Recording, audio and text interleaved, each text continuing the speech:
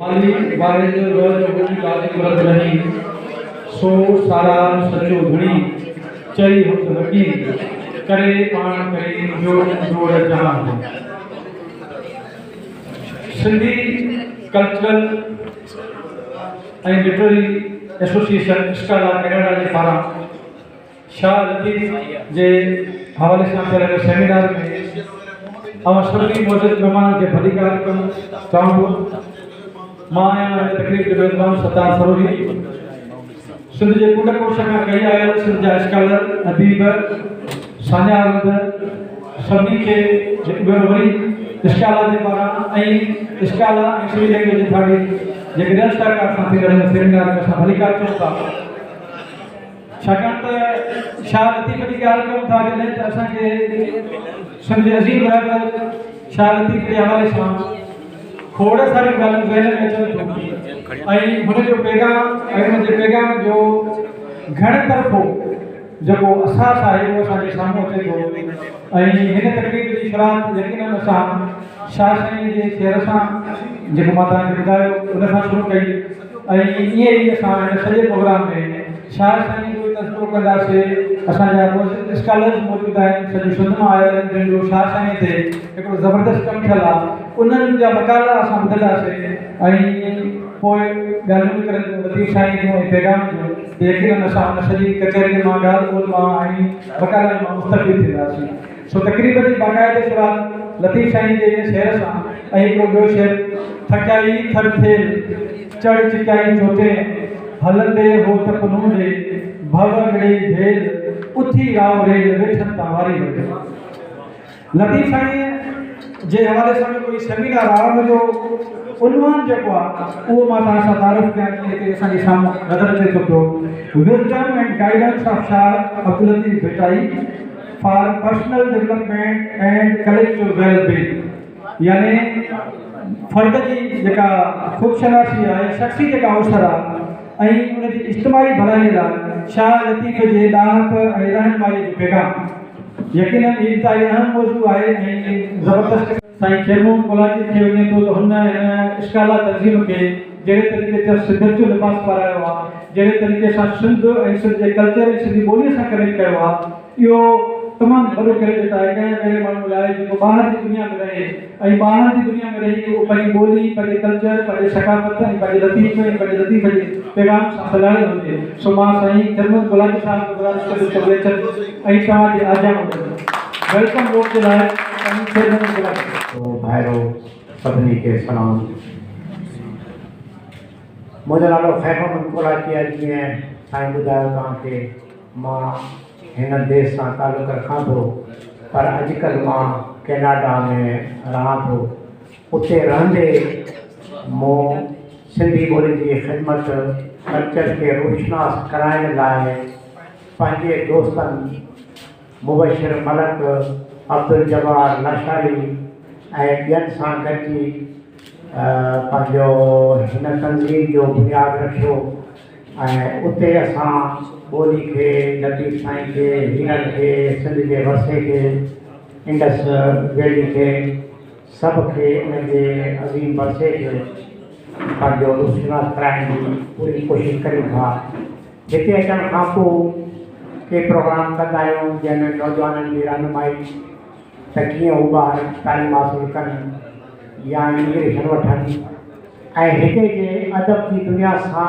ॻंढियल रहण जी ख़्वाहिश हेठि अदबी मेराका बि करणु शुरू कया आहिनि जंहिंजो तसलसल में अॼु ई असां ही मेराको कयो आहे लतीफ़ साईं जा सभु असां परस्तार आहियूं असांजे पोइ नसल उनजे कलाम खे सहेड़ियो हिन नसल ते इहा सम्झ ज़िमेवारी आहे त उहे उनजी तहक़ीक़ कनि उनजी गहराई खे सम्झनि ऐं दुनिया ताईं उनजो पैगाम पहुचाइण उहो पैगाम जेको भाईचारे जो आहे जेको अमन जो आहे जेको ॾाप जा रस आहिनि जंहिंमें सो इहे कोशिशूं असांजा अॼु दोस्त कंदा रहनि था खेनि जस हुजे ऐं तव्हां अॼु हुननि खे ॿुधंदो मुंहिंजो अॻिलो क़दम इहो हूंदो त हीअ जेके मकाला आहिनि उनखे किताबी शकिल में छपराए हमेशह जे लाइ महफ़ूज़ कजे उन खां पोइ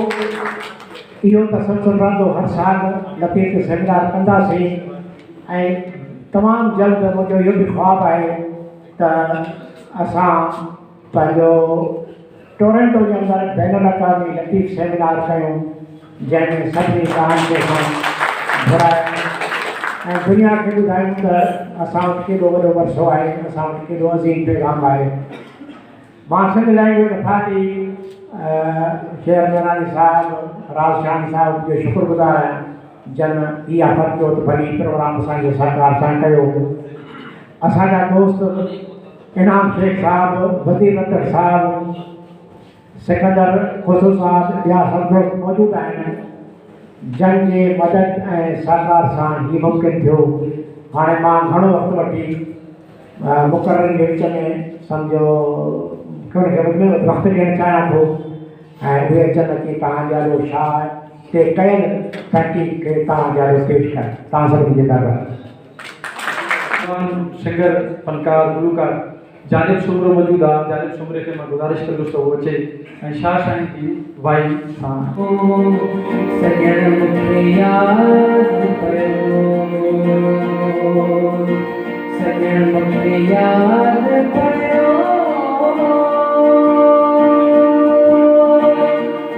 अल्लाह से कान भयो आयल वारो जो, सजण मूंखे यादि कयो।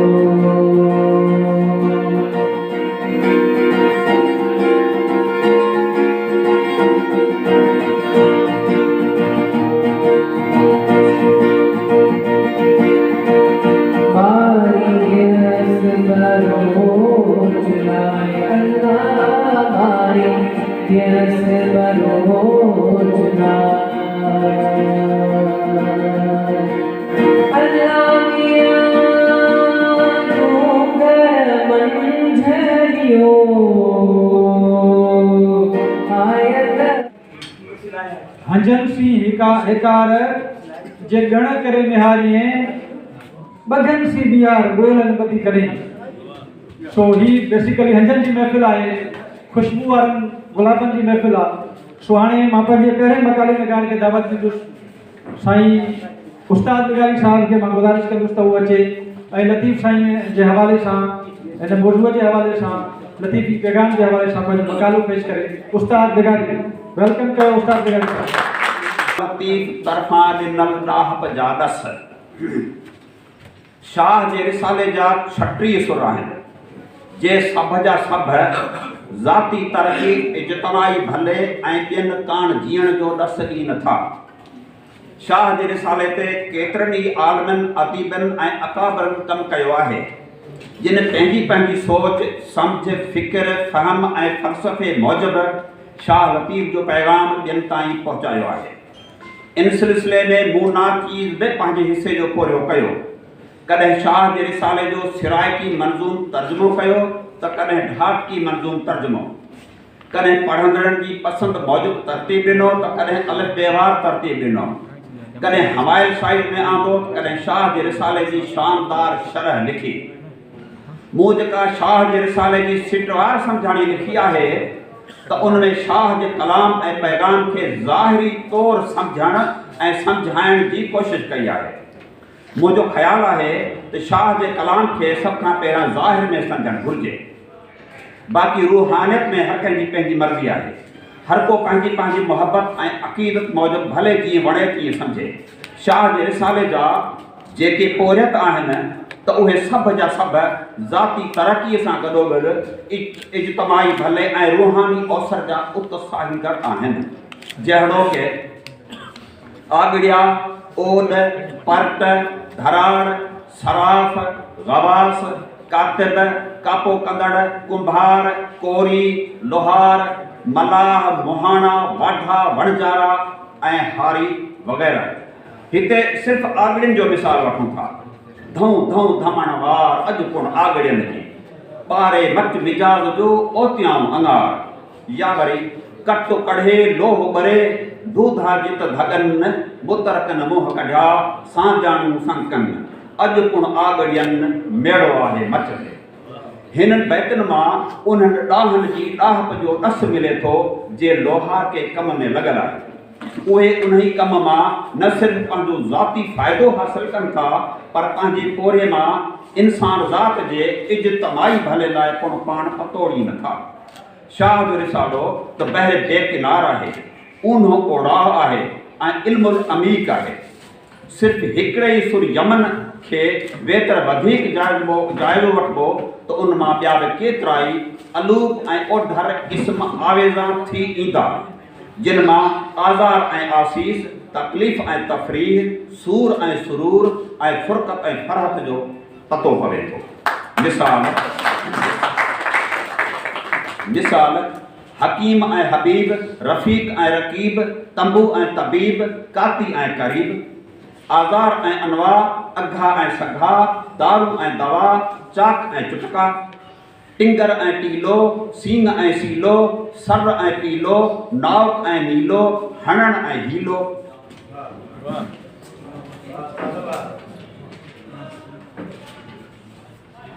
लोरी ऐं लोह, छमको ऐं छोह, कोठण ऐं कोह, मोहब्बत ऐं मोह, करघर ऐं कान, ज़िह ऐं ज़ियान, माग ऐं मसान ऐं नेज़ा ऐं निशान जहिड़ा उनवान असांजो आदर भाव कंदा। इन्हनि मां हिकिड़े हिकिड़े उनवान ते हिकु किताब लिखी सघिजे थो जंहिंमां ज़ाती ज़िंदगी ऐं इज्तमाही भले लाइ ॾाहप जा ॾस ॾिसी सघजनि था। शाह जे रिसाले मां इज्तमाही तरक़ीअ जा ॿिया बि केतिरा ई रूहानी पहलू पुण पढ़ण लाइ मिलनि था। पाण अर्पण, सतियूं सहण ऐं दरगुज़र करण जहिड़ा मूल ऐं मता मालूम करे सघजनि था जिन ते अमल पैदा थियण सां समाज में बहितरी जी उमेद पैदा थिए थी। मिसाल नमी खमी निहार तूं ॾमर डोलाओ, हूअ चूने तूं मचो वातां वराए, सुहिणी वेण कनन सी वार जे कीम भरी, सूहन जी सलाह वठ त वीर लंघी वञी। कंहिं सिराइती ॿोली जे शाइर चयो आहे, जीत जीत के उमिरि गुज़ारी, हुण हार जी ॾेख फ़क़ीरा, जीते दा मुल हिकु कोॾी ते हारे दा मुल हीरा। शाह साईं वधीक ॾाहप जा ॾस ॾींदे सोनी सलाह ॾिए थो ऐं फरमाए थो, जे भाई खारो खेॾियां त उथी बूब बनाए, जा घिड़ंदा हो घातवा ता रछन ॾियो रंग, तांसी भगोई भेर जांसी रतो रास थिए, उभरियो तारो उथी बर विहाग ॾे, सुता उथी जाग निंड न किजे एतिरी, भीड़े भीड़े पंध सूरायती संघरो, ॾोर ते ॾियो हथ करे ॾोर न ॾियां था। असांजे समाज में जेका पिन, गदागरी, अफरा तफरी, बेरोज़गारी ऐं बेचैनी पैदा थी वई आहे त उनजो ट्रोड़ शाह लतीफ़ जे कलाम ऐं पैगाम में तिन्हा आहे। रोज़वेल्ट जो कौल आहे त ज़िंदगी में मुंहिंजी कामयाबी जो राज़ ही आहे त मां हमेशह पंहिंजे कम ते 15 मिंट पहिरियां मौजूदु थी वेंदो आहियां। पर शाह लतीफ़ उन खां बि अॻु में पंहिंजे कम ते पहुची वञण जी ॻाल्हि करे थो। लाहौती लतीफ़ चए, आधी ॾींहुं न उलेर, आधी उथियनि ते जिलाहे पाणीअ पातार में, धिनीअ चूं भड़कनि बाहियूं बेरागिन जूं, सवारा संड खणी खाहोरी विया। इहो शाह लतीफ़ जे फ़न, फ़िक्र, फ़हम, फ़रास्त, फ़लसफ़े ऐं फ़ज़ीलत जो कमाल आहे त हू ॾुख में सुख खे, तकलीफ़ में तफ़रीह खे ऐं महिनत में अज़मत खे ॻोल्हे थो। मतिलबु त शाह जो रिसालो हिकु अहिड़ो सूंहो, सरबस्तो, सस्तो रस्तो आहे जितां राही गुम नथो थिए। हिकु अहिड़ो दस्तूर आहे जंहिंजो मज़कूर माण्हू खे मानूर ऐं मसरूर बनाए थो। हिकु अहिड़ो अंक आहे जंहिंजो रंग रंग झर झंग चंग वॼाए थो। हिकु अहिड़ो दग आहे जंहिंजो अॻु लॻ भॻ तिरीअ जो पग पसाए थो। हिकु अहिड़ो गस आहे जंहिंजो ॾस अवस रूह में रस मिलाए थो। अठई पहर अर्थ से जे कतन ऐं कंबन तिन जो सराफन थोरो खोलियो कीन वेसरी अञा तूं अवाट वाटा पासे वेसरी सुई थी स्वाट त मंझां दिलि दग लॻी। लतीफ़ साईं जे शेर सां मां हाणे ॿिए बि काल में ॻाल्हि थो घुराईंदुसि। उहा डॉक्टर नबी बख्श बलोच चेयर यूनिवर्सिटी जी डायरेक्टर भी आहे ऐं शाह साईं जी शाइरी जे जेको लिसानियाती पहलू आहे उन ते उन रिसर्च कई आहे ज़बरदस्त तरीक़े सां उनजो किताबु मौजूदु आहे ऐं शाह सिंधी ॿोली ऐं ग्रामर नवेसी वो भी संदसि शानदार किताब आहे तो मैडम शाहजहा डॉक्टर शाहजहा पिताजी के मां गुज़ारिश कंदुसि कि अचे ऐं पंहिंजो मकान करे।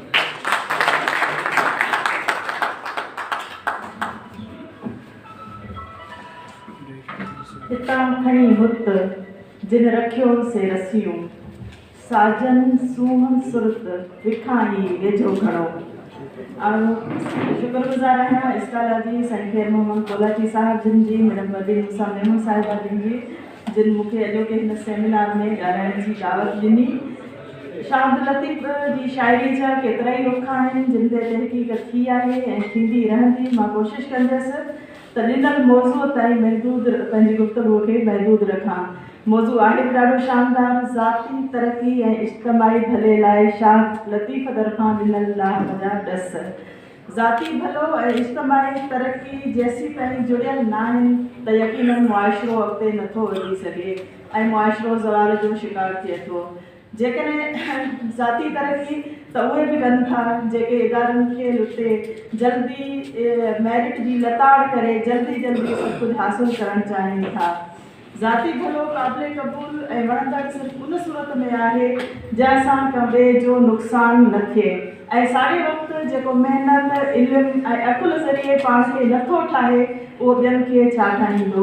उनजो मिसाल सन 84 ते वेठल उन फ़क़ीर जी आहे जेको पाण पिनी रहियो हुजे ऐं ॿियनि खे क़िस्मत ठाहिण जा राज़ ॿुधाइण जी दावा करे। ज़िंदगी में कुझु हासिलु करण लाइ सभ खां पहिरीं ज़रूरी ॻाल्हि आहे पंहिंजो पाण ते भरवसो, कुझु करण जी हिमत ऐं हौसलो। असांजे रहबर शाह अब्दुल लतीफ़ भिटाई बि बार बार असांखे चयो आहे त तागे में ताणे ॿध पंहिंजो तुरहो ऊने में आणे कोन ॾींदी को ॿियो। दुनिया दरिया वांगुरु आहे जेको हर कंहिंखे पाण खे पार करणो आहे। इंसानियत जो शान बि इन में ई आहे त सहारनि जे आसरे न रहिजे बल्कि सहारो बणिजे। मदद लाइ वाछाइण खां बहितर आहे त मददगार बणिजे। शाह अब्दुल लतीफ़ असांखे हमेशह ख़ासि थियण जो दर्स ॾिनो आहे। हुनखे आमन संदो आम थियणु पसंदि ई न हुयो। उन करे चवे थो त सुपेरिया जे तुरहे बुॾी हथ मलाए सुभाणे चवंदई असां तो उकारियो। मतिलबु त मुंहिंजे चवण एतिरी त हुजे जो ॿियो जहान त छॾियो पर सुपेरिया जी मदद जो इंतज़ारु बि न कजे। इंसान खे पंहिंजी मंज़िल ताईं पहुचण में जेका शइ सभ खां वॾी रुकावट बणिजे थी उहा संदसि सुस्ती ऐं काहिली आहे जंहिंखे लतीफ़ साईं बुरी बेकारी चवे थो। इंसान बहाननि ठाहिण जो माहिर आहे, उहे ई बहाना संदसि नाकामीअ जो सबबु बणिजंदा आहिनि। शाह लतीफ़ चवे थो भॻो ई भेर जासी रतो रास थिए बुरी बेकारीअ सी हारी हद महेर कत कतींदियो केर नए सी न ॼाणिजे। जहिड़ा ऐं जेतिरा बि वसीला आहिनि पाण खे उन्हनि में कमु करण जी आदत विझो। हालतुनि जे बहितर थियण जो इंतज़ारु ऊंदाह करे सघे थो ऐं पोइ पीढ़ीअ जो पेर लहणु मुश्किल ई न नामुमकिन बि थी सघे थो। ज़िंदगी जो को भरवसो कोन्हे को जेको करणो आहे करे वठो। नए चरखे सां कंहिंखे कतणु नसीब थिए उहो केर बि नथो ॼाणे। जेकी महिनत जी अज़मत खे सुञाणनि था सम्झनि था उहे पंहिंजो वक़्तु ज़ाया नथा कनि। शाह लतीफ़ इंसान खे उठसाईंदे केॾी न पंहिंजाइप सां चवे थो अॼु पिणु उछण खे मरी नकी कती काल अट ओॼाई न वेंदी महकुम वठी न माल भोरी तोसी ढाल कांड करींदो केतिरा। शाह अब्दुल लतीफ़ इंसान खे महिनत करे तरक़ी करण जा राज़ सम्झाया आहिनि। इंसान जे हथनि तारीख़ में कहिड़ा कहिड़ा न कारनामा सर अंजाम ॾिना आहिनि। उन्हनि हथनि कॾहिं कोरियो करे पेट पालियो आहे त कॾहिं कलम हथ में खणी इल्म जी रोशनीअ सां दुनिया खे मुनवर कयो आहे। उन्हनि हथनि खे ट्रिब्यूट पेश कंदे शाह अब्दुल लतीफ़ फरमाए थो तो हथड़ा सोन जा तो न कती रट वेही कापो करी न कुंड में खटियूं ॻाल्हियूं छॾ त सराफाणे सॾु मुर्कियो हूंद मिटाई। ॿियनि चवे थो ॾुखीअ तो ॾुकार तोड़े वसन मीहणा साहब हथ सुकार तो वस आहिनि हथड़ा। ख्वाहिशूं त सभई कंदा आहिनि, पर सुल्तानी सुहाग खे माणण लाइ अखियुनि खे उजागर ॾियणु हर कंहिंजे वस जी ॻाल्हि न आहे ऐं उतां ई नाकामियुनि जो सिलसिलो शुरू थिए थो। उन लाइ लतीफ़ साईं असांखे आगाही ॾींदे चवे थो त कंदियूं ॿियूं केतिरियूं साड़ साड़ कनि, किनी सांगो साह जो के घोरियस कयो घिड़नि, साहड़ संदो तिन गाघाई घिड़नि जे। शाह लतीफ़ जो असल में सॼो रिसालो अहिड़े ॾाह जे ॾसनि सां भरियल आहे। मूं जॾहिं बैत गॾु पे कया त एतिरा त घणा थी विया जो उन्हनि ते पूरो किताबु लिखी सघिजे ऐं सभु बैत एॾा त शानदार हुया जो कंहिंखे पासे करण ते दिलि न पई चवे। ॿ बैत अव्हां सां शेयर करे को मौज़ूअ जे ॿिए हिसे यानी इज्तिमाई भले जी ॻाल्हि करे पंहिंजी जाइ वठंदसि। शाह लतीफ़ वक़्त जो क़दुरु सम्झाईंदे चवे थो, सुते न सरंदी आहे कर पचार पीरीअ जी, विहामी वेंदी आहे घणा हंधे हथड़ा, या वरी चवे थो जेको ॾुख करे त डूंगर ॾोरण ॾाखड़ो, छपर की न ॾिए सूखड़ियूं सुतनि खे, सुतनि लाइ के बि सूखड़ियूं कोन्हनि के। लेकिन इंसान जी कोशिशि कॾहिं कॾहिं तारीख़ जो रुख बदिलाए छॾींदी आहे। साइंस में ॾिसूं त नया फार्मूला हुजनि, नयूं हक़ीक़तूं या नयूं ईजादूं हिकु माण्हू जूं कयल हूंदियूं आहिनि। सॉफ्टवेयर को हिकिड़ो इंजीनियर ठाहींदो आहे, पोइ फ़ाइदो जग जहान पियो वठंदो आहे। अदब जी ॻाल्हि करियूं त शाह लतीफ़ हिकु फ़र्दु हुयो जेको सदियुनि खां इंसान जी ज़हन साज़ी करे शख़्सियत खे संवारे रहियो आहे। अहिड़ा माण्हू ख़ासि करे जेके हिननि जा हमदर्द आहिनि, उन्हनि लाइ लतीफ़ साईं दुआगो आहे। लतीफ़ साईं चवे थो त जकरा जीअं शाल तुंहिंजो कन्हे मंदो न सुणा, जीअं जंहिं तो काल अची आज़ार या आजा कया। दुआ उनजे लाइ आहे जेको आज़ार मुंहिंजे आजो करे थो, जेको हिननि जो हमदर्द आहे। साॻे वक़्तु शाह लतीफ़ ठगनि धोखेबाज़नि खां बि ख़बरदार करे थो, जेकी अॻवानी जी दावा त कनि था पर वाट बदिरां कुवाट में रोले छॾीनि था। असांखे पंहिंजे आसपास ज़िंदगीअ जे सभिनी शोबनि में अहिड़ा ई केतिरा नाले जा रहबर रहनुमा नज़र ईंदा, जिन लाइ लतीफ़ साईं फरमायो आहे त सूहा चांहि सुध न ॾिए, ससुई पुछ बसे मतां तोरी खे वाटां विरसाईं खे। बहरहाल घिड़ण वहीणो मुंहुं मिलण हथ में हार जे वांगुरु असांखे कोशिशि ज़रूरु करणु घुरिजे। घटि में घटि महरूमी मरी विया वारनि में शुमार त न थींदो, कोशिशि कंदे मरण बि मान लहे थो। जीअं लतीफ़ साईं चवे थो, पुॼां जे न पुॼां वञण सी वस करियां, सगर में सुॼां त राय में रड़ी मुड़ी। तव्हां सभिनी जी तमामु घणी महिरबानी। चुंज हणी वॼाऊं लोहा हुबा भई हुआ इलाही वादी विच में। लतीफ़ साईं जे पैगाम जी जॾहिं ॻाल्हि था कयूं त उनजे पैगाम खे कंहिं बि हिकिड़े ई प्रोग्राम में असां बंदि नथा करे सघूं, केर नथा करे सघूं, छाकाणि त हुनजो पैगाम ई एतिरो वसीउ आहे त हीअ ईअं सम्झो त बीठल पाणीअ में असां पथर उछलायो आहे प्रोग्राम करे। ऐं हिते जेके बि स्टेज ते वेठल असांजा मकाल निगार आहिनि, चाहिनि त उहे सॼो ॾींहुं लतीफ़ साईं ते ॻाल्हाइनि त न थकबा, सॼो ॾींहुं मकाल पढ़नि तॾहिं न थकबा। इन जे करे असां शुरू में ई साईं जेका ॻाल्हि कई त असां हिनखे किताबी सूरत में आणींदासीं। पोइ डॉक्टर परवीन मूसा लाइ बेशुमार मैडम डॉक्टर परवीन मूसा दिलचस्प ऐं वक़्त जी घुरिज आहे। जेको मौज़ूअ सलाह वारनि सिलेक्ट कयो आहे इलाही वज़नाइतो आहे ऐं वक़्त जी घुरिज आहे। पर मौज़ूअ जी चिटाईअ खां अॻु इहो चवंदी हुयसि त असां इहो कीअं ऐं कहिड़ी रीति प्रूव करियूं त ज़ाती तरक़ीअ में ई इज्तिमाई भलो आहे ऐं उन खां पोइ इहा ॻाल्हि सम्झी ऐं सम्झाए सघिबी। आमतौर ते इहा ॻाल्हि चिटी आहे त कंहिं बि घर जो को फ़र्द जेकॾहिं महिनत सां कंहिं मथां वारे मक़ाम ते पहुचे थो त उनजे मां न फ़क़ति उहो घर, उनजो कुटुंब, आसपास कबीले ऐं क़ौम खे फ़ाइदो मिले थो। पर शर्त उन में इहो आहे त उनजे शख़्स में कीअं ऐं क़ुर्बानी करण जी मणिया हुजे। लतीफ़ सरकार जे नज़र में उहे कहिड़ा रोशन रखता आहिनि जिन ते असीं हली गॾियल तौर तरक़ी याफ़्ता थी सघूं। अचो त ॾिसूं, इन्हीअ में को बि शक शुबो न आहे त इंसानी तारीख़ जे मुख़्तलिफ़ दौरनि में के न के सुजान, ॾाह ऐं गैर महमूदी ज़हन जा माण्हू पैदा थींदा रहिया आहिनि, जिन जे मुताले, मुशाहिदे, अमल, सोच ऐं फ़िक्र जे रोशनीअ जा किरण दाइमियत जी सूरत वठी उनजे समाज ते असर अंदाज़ थींदा रहिया आहिनि। अकेले माण्हू जी हयाती इकाई जी हैसियत रखंदे इज्तिमाइयत सां लाॻापे ऐं माज़ी, हाल ऐं मुस्तक़बिल सां ॻंढियल आहे। इन्हीअ वसीले ई असांजे हिन सॼे समाजवादी निज़ाम जी तश्कील थिए थी, जा अॻिते हली तहज़ीब ऐं सक़ाफ़त जी निशान पर रहे थी। हिन भूअ जा भाग भला जंहिं लतीफ़ सरकार जहिड़े ताहे जीनियस ऐं बाकमाल शाइर खे जनम ॾिनो, जंहिंजे शाइरी जो पैगाम सचाई, सुचेताई, सुजाॻी, सम्झ, सहप ऐं सियाणप जो पैगाम आहे।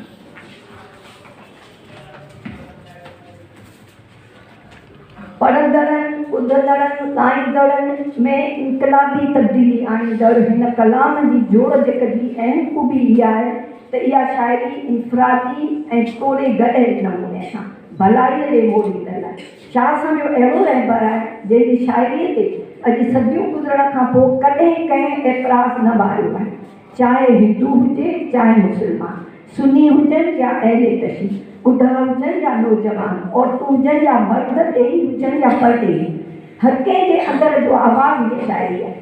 मुंहिंजा वीचार ॿुधंदड़ लतीफ़ी शिदाई इन ॻाल्हि सां ज़रूरु मुतफ़िक़ थींदा त इन जो सबबु फ़क़ति इहो आहे त लतीफ़ ज़िंदगीअ जो शाइर आहे। संदसि शाइरीअ में किथे बि का मायूसी, नाउमीदी, बेहिमताई ऐं बेज़ारी ॾिसण में कोन ईंदी, छो त इहे नाकारी जज़्बा आहिनि ऐं जिन सां माण्हू आहिस्ते आहिस्ते विसारियल, उजामियल ऐं बेसतो थींदो वेंदो आहे। इन तरह सां अॻिते हली उहो फ़र्द या उहा क़ौम उसूलनि खां बेउसूलीअ ॾे, सच खां कूड़ ॾे, महिनत खां ग़फ़लत ॾे त आज़ादीअ खां ग़ुलामीअ ॾे मुड़ण लॻंदी आहे। असांजे तरक़ी पसंदि, इनकलाबी, मुज़ाहिमती, बहादुर ऐं बाशऊर क़ौमी शाइर शाह साहिब जी पंहिंजी हयाती नेक गुणनि ऐं ख़ासियतनि सां वाॻे हुई। हुनखे पाण चङी पर ॼाणी त कंहिं शख़्स जूं ज़ाती हकारी खूबियूं न रुॻो संदसि ज़ात लाइ पर कुटुंब, कबीले ऐं क़ौम जे इज्तिमाही भले लाइ इंतिहाई कारमंद आहिनि। सॼो समाज तॾहिं तरक़ी कंदो जॾहिं उहे चङनि गुणनि सां वास्ता, जे मंझंदि एतबार ऐं एतमाद जी कुवत वधंदी। हू पाण भराईअ जा मिसाल क़ाइमु करे तारीख़ जे तारीख़ रुखनि खे तब्दील कंदा। बकर कयो वतन, बिर्त न छिननि पाण में, पटो पखियरनि माण्हू अञा वेठो। क़ौम खे गॾु थियण जा दस ॾींदड़ लतीफ़ साईं जी शाइरी उन ई दौर में वजूद में आई जेको दौर सिंध जे हालतनि जे हवाले सां मज़लूम दौर हो। सिंध जो महफ़ूज़ तबक़ो ज़ुल्म, ॾाढ ऐं जबर में पिघल हो। शाह लतीफ़ संदनि हीनू नहाल ॾिसी कंहिं ठाहियो, अॻियां वधण ऐं ज़ाती तौरु मज़बूत थियण जा दसिया, महकूमीअ मां निकिरण लाइ उत्साहियो, हदीसनि, पहाकनि ऐं चवणियुनि सां सींगार, बैतनि सां कचहरी करे महफ़िलनि खे रोशन कयो, तारीख़ जे अज़ीम क़ुर्बानियुनि खे ॻायो, ख़ैर ऐं इश्र जे वाक़िअनि खे रुख बहंदियुनि रत जे रांदियुनि खे पंहिंजे कलाम महफ़त वधायो, शहादत जे सख़्तीअ खे ॾिसोरो नाज़ ॼाणाए भातिरे गुणनि जो असली खे ॼाणायो त अंदरि जिनी जा अधु हूंदा टुकर बि से ॾोरींदी, ग़फ़लत छॾींदा त्यां कोई सुल्तानी सुहाग माणींदा, वेठनि तां वारी मरंदी, उथी राह ॾे लॻो आहे, दिलि जा वहम विसारे अॻियां वधंदो आहे। शाह साहिब पंहिंजे मौक़िफ़ जे चिटाईअ लाइ पंहिंजनि जे भले लाइ मज़बूत थी बीठो, देशवासियुनि सां कचहरी करे संदनि दुख, ॾंज, वहम, विस्वसा, ख़ौफ़, ख़दशा परोड़े अहिड़ो शाइरीअ जो समुंड परिटियाईं जो अॼु संदसि फिक्री वाट सदियनि खां हर समाजी दौर में हक़, सच ऐं ज़िंदगीअ जे भलाईअ जो रस्तो आहे। वटि वांदो भेण गुनाह, जुस्तजू ऐं जदोजहद जो हामी आहे। संदसि मौक़िफ़ आहे एॾो सूर सही, निंड न कजे आख्या, सुते सॼण न मिलनि आहे इहा खड़ी, से पुनू को पुछनि जे संजे रहनि सुम्ही, यानी सुम्हण जी ग़फ़लत जी रोक आहे। मौजूदा दौर जे हवाले सां ॾिसंदासीं त कंहिं बि माण्हू, कंहिं बि क़ौम या कंहिं मुल्क जी दुनिया में अहमियत जेका आहे संदसि पाण भराई आहे। जंहिंजी नज़र हिन दौर में मुआशियात ते गहरी आहे उहो ई कामयाबु आहे। लतीफ़ सरकार जो सामूंडी सिंध जे इक़्तिसादी तारीख़ जो माख़ज़ आहे। हुन सीलानी शाइर सिंध जे कुंड कुछ खे घुमियो, सिंध जा कंहिं माग मकान ॾिठा, सामूंडीअ जे वंज वापार लाइ कयल सफ़रनि में सिंध जे औज जे दौरनि खे मुतासिर कयो। संदसि दौर में एतिरा ई वसंदड़ बंदर मौजूदु हुआ जीअं लाहिड़ी बंदर, बिबल बंदर, शाह बंदर, औरंगा बंदर, सिंधू बंदर। इन्हनि सभिनी जो ज़िक्र डॉक्टर ग़ुलाम नबी बलोच पंहिंजे हिकिड़े मकाने में कयो आहे। लतीफ़ साईं उन्हनि मरजारनि, नाठियनि ऐं मलाहनि खे मटातो ॾे जेके अमीक जे पाताल मां सिपू सूजे आणण लाइ कशाला कटींदा, महिनत जे अज़मत खे सम्झनि था त पाण खे पेरनि ते बीहारण लाइ सोननि ऐं लालनि मोतियनि जा तालबूत थी कारोबार कुननि में घिड़नि था। अॼु जो दौर कॉम्पिटिशन जो दौर आहे। रतीब सरकार जे हिकु हिकिड़े बैत खे दिलि सां पढ़ी असांखे अॻियां वधणो आहे। ख़ासि तौर नौजवान नसल खे सलाह आहे त छा जो रिसालो सिंधीअ में, उर्दूअ में, अंग्रेजीअ में कंहिं ॿोली में पढ़नि ऐं व्याखो रखनि। व्याज अमी करे मौक़ाओ ॾेई त सिपूं सूजे कढियूं पातारा पेरी पसंदा सेरी अमल थियसि।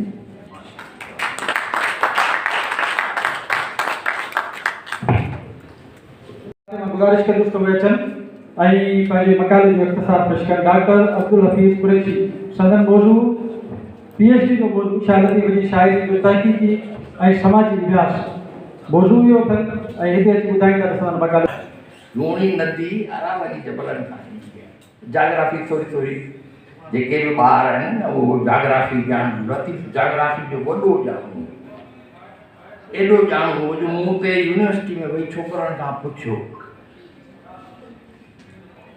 त तुर्की केतिरो एशिया में आहे, केतिरो मशरिक़ में आहे, केतिरो मग़रिब में आहे, केतिरो मशरिक़ में आहे, केतिरो मग़रिब में आहे, त घणा न ॿुधाए सघिया। मोटी मांडाण जे वारे ताईं वार विजूं वसण आहियूं चोरस्ती जुदार के उथी हरियूं इस्तांबुल के मुड़ियूं मग़रिब पार। मशरिक़ ख़त्म थी वियो, मग़रिब शुरू थी वियो।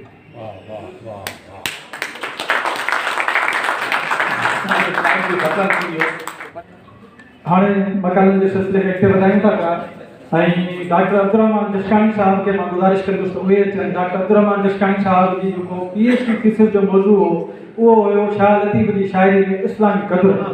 सो हिते डॉक्टर साहब खे मां गुज़ारिश कंदुसि त उहे अचनि ऐं मकाले जो इख़्तिसार पेश कनि।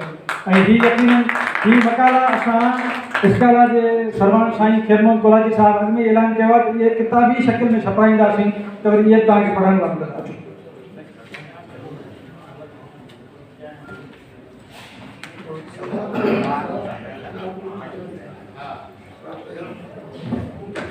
साईं सदाईं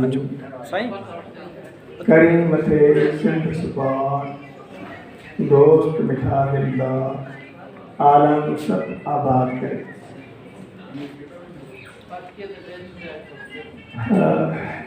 स्टेज ते वेठल मुआज़िज़ खे जेको आहे कनाडा में जेको आहे काइमु करे छॾियो आहे ऐं सॼी दुनिया में रहंदो। ऐं साईं जी जेका दुआ आहे उहा दुआ बि जेको आहे सॼे आलम लाइ आहे। सॼे आलम खे साईं दुआ कई आहे। साईं जन फरमायो त शाह साईं सिर्फ़ु शाइर न हुआ, मुफ़क्किर न हुआ, मुदब्बिर न हुआ, बल्कि मां इहो चवंदुसि मूंसां इत्तिफ़ाक़ कंदा आलिम अदीब एॾा। शाह साईं साइंटिस्ट हो, शाह साईं आर्टिस्ट हो, शाह साईं खे दुनिया जा जेके बि इल्म आहिनि सभिनी इल्मनि ते उरूर हुयो। उनखे आफ़ाक़ी ऐं रूहानी दात हुई जंहिंजे करे हुन हर उनवान ते, हर मौज़ू ते, हर ताल खे बयानु कयो पंहिंजे कलाम में। ईअं चइजे त शाह साईं जो कलाम या फ़िक्र उहो समुंड आहे जंहिंजो को किनारो बि कोन्हे। शाह साईं बड़ बेक़रार आहे ऐं उनमें कई मोहनिक ऐं मोती अनेक आहिनि जेके असांजा मुहक़िक़ स्कॉलर ॻोल्हिनि पिया।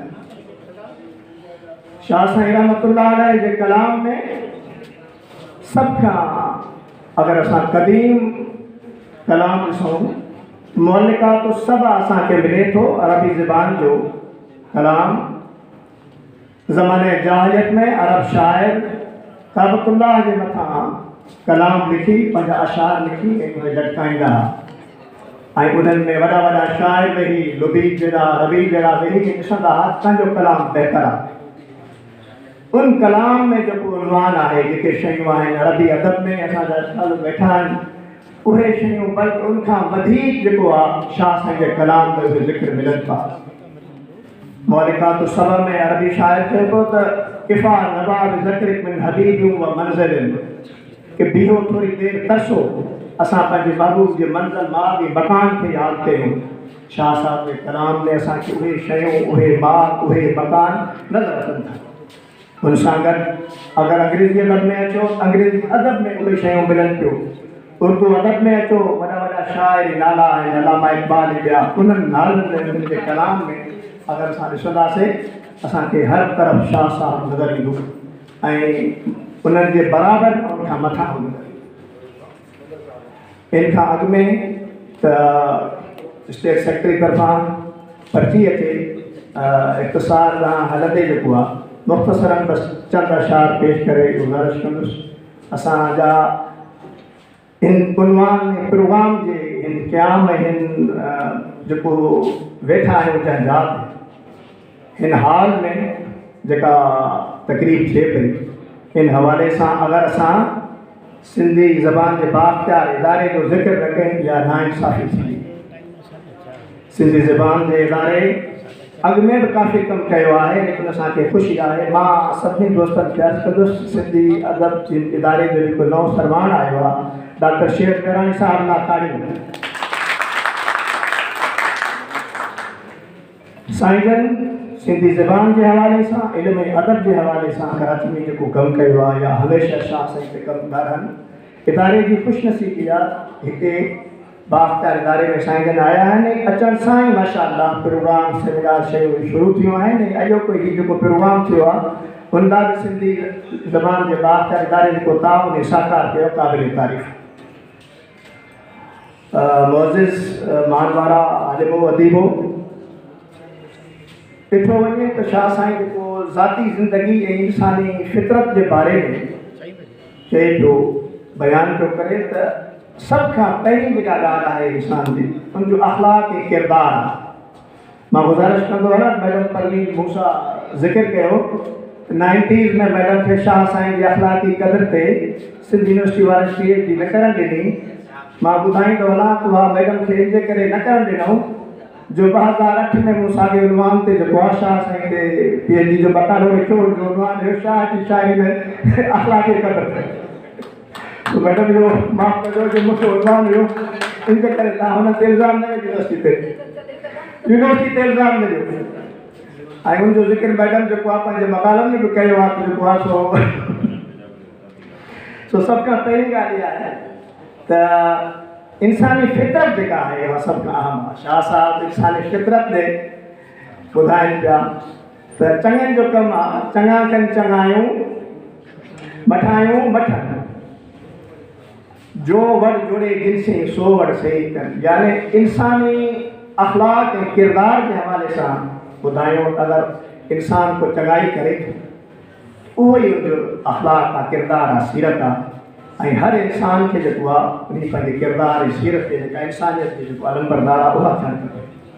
उनखां बाद में शाह साहब इंसानी ज़िंदगी के हवाले सां जेको फ़िक्र बयानु कयो अथऊं दुनिया में अचण जो त इंसान जेको आहे दुनिया में आयो आहे ऐं कहिड़े मक़सद लाइ आयो आहे ऐं छा लाइ आहे आज़माइश लाइ आहे ऐं मां मुंहिंजो उनवान इहो रहियो आहे त शाह साईं शाह करीम बुर्री वारे जंहिंजे कलाम मौलाना रूमी रहमतुल्लाह अलैह जी फ़िक्र ऐं क़ुरान करीम जी आफ़ाक़ी रूहानी जेका रहनुमाई हमेशह साईं सां गॾु रहंदी हुई ऐं मूं उनखे उन सां भेटियो आहे जीअं क़ुरान करीम में आहे त ख़लक़ल मौत वल हयात लियब्लुवकुम अय्युकुम अहसनु अमला इंसान जी जेका तख़लीक़ कई वई आहे जे करे कई आहे तव्हांखे आज़मायूं ऐं परचूं तव्हां छा लाइ आया आहियो तव्हांजो मक़सदु कहिड़ो आहे पिया फरमाइनि त पियो जो पातार में सो कीअं पुसण खां पाधो रहे दुनिया के दरिया में जेको अची वियो उहो दवा धोखे मकर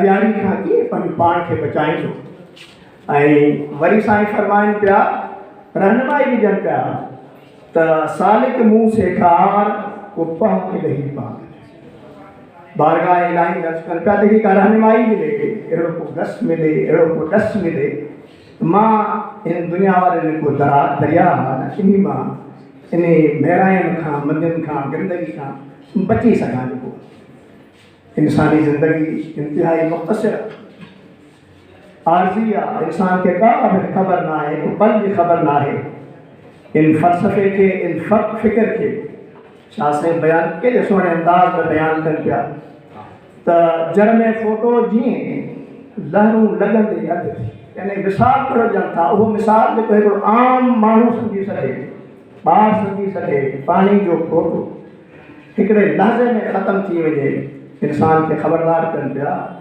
तूं पिणु आहीं तीअं दुनिया में को ॾींहुं, यानी हिन दुनिया खे सभु कुझु सम्झी वेहण जेको आहे सो इहो इंसान खे कोन थो पाए। हिकु ॿिए अॾक ते हली साईं पंहिंजे कलाम में क़ुर करीम जी आयत कुल्लु नफ्सिन ज़ाइक़तुल मौत खे बयानु कंदे फरमाइनि था त कुल्लु नफ्सिन ज़ाइक़तुल मौत, सची ई संभार शिकार तूं शाहबाज़ जो तूं तां मंझि शिकार, यानी ईअं न जो दुनिया में अची तूं पंहिंजो बसि पंहिंजी दुनिया में मगन थी वञ, तोखे मौत खे बि यादि रखिणो आहे। जॾहिं मौत यादि हूंदो तूं इंसाफ़ कंदे अदल कंदे। ऐं साॻे वक़्तु वरी इहा ताक़ीद कनि था हिते आयो आहे इंसान ख़ता जो घर आहे, तोखां कोताहियूं बि थींदियूं, ग़लती बि थींदियूं, रहनुमाई कंदे आजी जो सबक़ ऐं तौबा जी सलाह ॾींदे फरमाए थो त मौत जी मुंद न आहे, ताइब थियो तकड़ा। ऐं वरी अरबी क़ुरानी हवालो ॾींदे अजलू बि तौबा क़ब्ल मौत, ताइब थियो यानी मौत खां अॻु में तयारी कयो पंहिंजे मरण जी। शाह साईं इंसान जे अंदर में ऐं ॿाहिरि में जेके शयूं आहिनि हुन लाइ रहनुमाई करे त निफ़ाक़ खे कढो, मुनाफ़िक़त न हुजे, यकरंगी हुजे, ॿ रंग न हुजनि। मूं त मूसा जहिड़ो अंदर में इब्लीस अहिड़ो ख़ाम ख़बीस कॾहिं उहो कोन्हे, यानी ही उहो फ़िक्र फ़लसफ़ो आहे जेको इंसान जी कामयाबी जो राज़ आहे, अंदरूनी बि कामयाबी जो राज़ आहे, माशरती कामयाबी जो इन में राज़ आहे।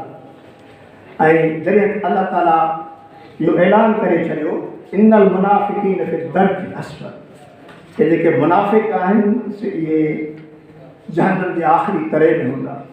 शाह साईं इंसानियत जो, अख़लाक़ जो, किरदार जो, सीरत जो, ॾाहप जो, साइंस जो, टेक्नोलॉजी जो, रूहानियत जो शाइरा, मुफ़क्किरा, साइंटिस्टा। ॾिसो त शाह साईं समुंड ऐं इन जे सफ़र उनखे जंहिं अंदाज़ में बयानु कयो आहे ईअं लॻे थो ॼण साईं ओशनोग्राफिस्ट आहिनि। रूहानियत जे फ़िक्र खे इन अंदाज़ में बयानु कयो थो ॼण वॾा के आलिम मुफ़्ती मुफ़क्किर आहिनि। इंसान जे हर फ़िक्र खे ऐं जीअं साईं लफ़्ज़ कयो को बि तबिको न आहे, को बि इंसान न आहे जंहिंखे शाह साईं ॾेई छॾियो हुजे, यानी ही उहो साईं जो कलाम जेको हिकिड़े ॿाहिराड़ी जे थर जे बर जे जीअं साईं बयानु कंदा रहनि माशाअल्लाह, उनखां वेंदे वॾनि ऐवाननि ताईं जेको आहे कलाम खे ॿुधो वञे थो, सम्झो वञे थो। ऐं बिल्कुलु साईं मां बसि इख़्तिसार ते अचां पियो त ॿिया बि असांजा ॾाहा वेठा आहिनि छा ऐं तकलीफ़ तमामु तरफ़ वञे पई।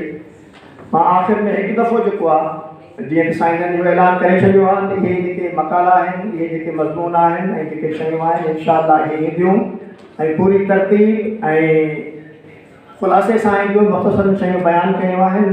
ऐं उन सां गॾु साईं जो जेको इहो ऐलान आहे त इहे तक़रीबूं इंशाअल्लाह ताला हर साल थींदियूं रहंदियूं, पूरे मुल्क में थींदियूं, पूरी दुनिया में थींदियूं। हिकु दफ़ो ॿीहर इस्काला खे ऐं सिंधी ज़बान जे बाक़ाइदा खे मुबारकूं ऐं अस्सलाम वालेकुम वरहमतुल्लाह।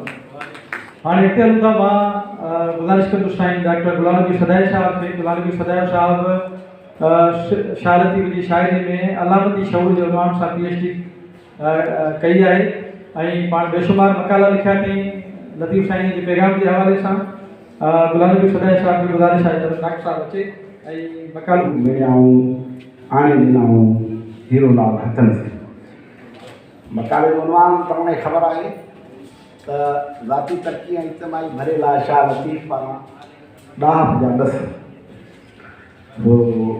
मां कोशिशि कई आहे त इन टॉपिक खे साम्हूं रखे उन ते मकालो लिखियो आहे। हाणे इख़्तिसार आहे ख़िदमत पेश कजे थो, आवाज़ अचे थो? हा ठीकु आहे। सिंध जा वणजारा ॾेसावर में वापार अटकल 300 साल करोड़नि जे दौर में सिंध जा वणजारा ॾेसावर में वापार सां गॾु सामूहिक रस्ते सां जहाज़नि ऐं जवाबनि में चढ़ी ईंदा वेंदा हुआ। शाह साईं कॾहिं मंदर ते बीह वणिजार जी सरगर्मी जो मुशाहिदो कंदो हो, कॾहिं मंदर में वञी दरामंद ऐं बरामंद माना इम्पोर्ट ऐं एक्सपोर्ट थींदड़ शयुनि जो जाइज़ो वठंदो हो। शायदि इहो ई वक़्तु हो जो हुननि सुर सामुंडी, सुर श्रीराग, सुर कापायती, सुर सारंग, सुर कल्याण ऐं यमन कल्याण लिखिया। उन्हनि सुरनि जे वसीले हुन माण्हुनि खे इहो पैगाम ॾिनो त मुआशी तरक़ी लाइ हुनरमंद ऐं सुजाण बणिजी अमन भाईचारे ऐं साफ़ वारो माहौल जोड़े जेको बि महिनत कंदो त आसूदगी ज़रूरु मुंहिंजे आॻनि में ईंदी, छो त मुंझारनि ऐं मसइलनि खां निजात पाइण जो ज़रियो कोशिश ऐं जदोजहद आहे। बेहिमती ऐं सुस्ती तरक़ी जे राह में रुकावट ऐं नापसंदीदा अमल आहे। शाह लतीफ़ खे सिंधू माथिरी जे शानदार मादी जी बि ॼाण हुई। हू सिंध जे सियासी इक़्तिसादात बाबति बि सोचींदो रहियो हो। हुनखे ख़बर हुई त सिंधू माथर में आबाद क़ौमूं सुधरियल मुहज़िब ऐं ॿार इल्मु हुजण सां गॾोगॾु पका घर ऐं वॾा क़िला ॾे उन्हनि में ख़ुशहाल ज़िंदगी गुज़ारींदा हुआ। हुननि ज़राअत ऐं वापार जो पेशो इख़्तियार करे बेइंतिहा दौलत कमाई हुई। ख़ासि तौर ते ॾेसावट सां वापारु हुननि खे अॾे छॾियो। सामुंडी जहाज़ ठाहिण खां रोकियो। शाह साईं माण्हुनि खे समुंड किरण बाद सेवा करण जो मशवरो ॾिए थो। चवे थो त सेवा कर समुंड जी जित जर वहे थो जाल, साईं वहनि सीर में माणिक मोती लाल, ये मासूर जुड़े माल त गुजारा पुर थी। शाह साईं चवणु आहे त ही मार्केट समुंड विसियल आहे, माना समुंड जी अलामत आहे ऐं सेवा अलामत आहे खेड़ण जी। जीअं ज़मीन खेड़बी आहे, समुंड खे बि खेड़बो आहे। वापारियुनि खे अघु ऐं बाह पुछी ज़हन ठाहिणो पवंदो आहे। अता जल जी अलामत आहे, अता जल जी अलामत आहे कारोबार। बाक़ी में जेकी कारोबार माण्हू अचनि था उनजी अलामत आहे सीर, छो त पैसो माल माणिक मोती उन्हनि जे खीसे में यानी सीर में हूंदो आहे। उन मां जेकॾहिं वापारी पंहिंजी पूॼा यानी महिनत ऐं महारत ज़रिए कुझु हिसो कमाए वरितो त उहे ज़रो ज़रो कमाए हिकु ॾींहुं मालामाल थी वेंदा। भिटाई चवण जो मक़सदु इहो।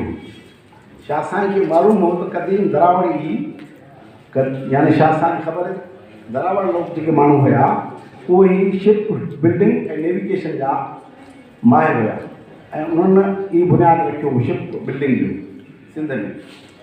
कलोड़े जे दौर में बि जहाज़ जो फन वॾी तरक़ी करे चुको हो। सिंध जे सनतकार में एॾा त वॾा ऐं ताक़तवर माल बरदार जहाज़ उड़िया हुया कि उन्हनि मां पाणी सेमो न कंदो हो। जॾहिं त मिस्र अदन ऐं बहरीन जा जहाज़ जेके ईंदा हुआ उन्हनि मां पाणी सेमो कंदो हो ऐं उहो पाणी सिंध जे हुरला जेके चवंदा हुआ, हुरलनि जे रस्ते उहो डांग हलाईंदा हुआ, उहो पाणी कढंदा हुया। शाह साईं उन्हनि वॾनि जहाज़नि खे जुग जहाज़ कोठींदो हो।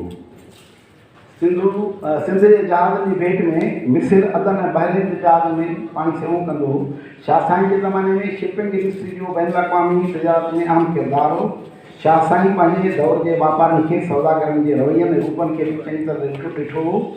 उन ज़माने में सिंध जो वापारु ओलहंदे अफ्रीका, जापान, मलेशिया, चीन, मनीरा, बंगाल, ढीका, मिस्र, अदन, बहरीन ऐं ॿियनि मुल्कनि ताईं हलंदो हो। पाण सॻुण जे ज़माने में सिंध जे वापारनि लाइ चइनि शहरनि में वापारी कोठियूं हूंदियूं हुयूं जेके माल जा गुदाम बि हूंदा हुया। उहे शहर हुया अबला, सहार, जार ऐं अदन। ऐं अबला शहर में खे चवंदा फर्जुल हिंद ऐं फर्जुल सिंध उन ज़माने में। साॻी तरह ॾेसावर जे ॿियनि वापारियुनि खे भई बंबोर पथर ते अहिड़ा गुदाम में कोठियूं ठाहिण करे ॾिनियूं वेंदियूं हुयूं। वापार जी ॾेती लेती लाइ मर्कज़ी बैंक मिस्र में हूंदी हुई ऐं शयुनि जो वीमो थींदो हुयो। हाणे त इंश्योरेंस कंपनियूं हर जाइ ते वीमो करण लाइ तयारु वेठियूं आहिनि। उन ज़माने में भिटाई जे दौर में बि शयुनि जो वीमो थींदो हो।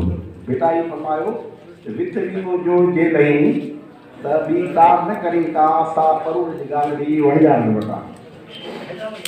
सिंध मां ॿियनि वखरनि सां गॾु हीरा, जवाहर, मोती, अंबर ऐं नील बि ॿाहिरि वेंदो हो।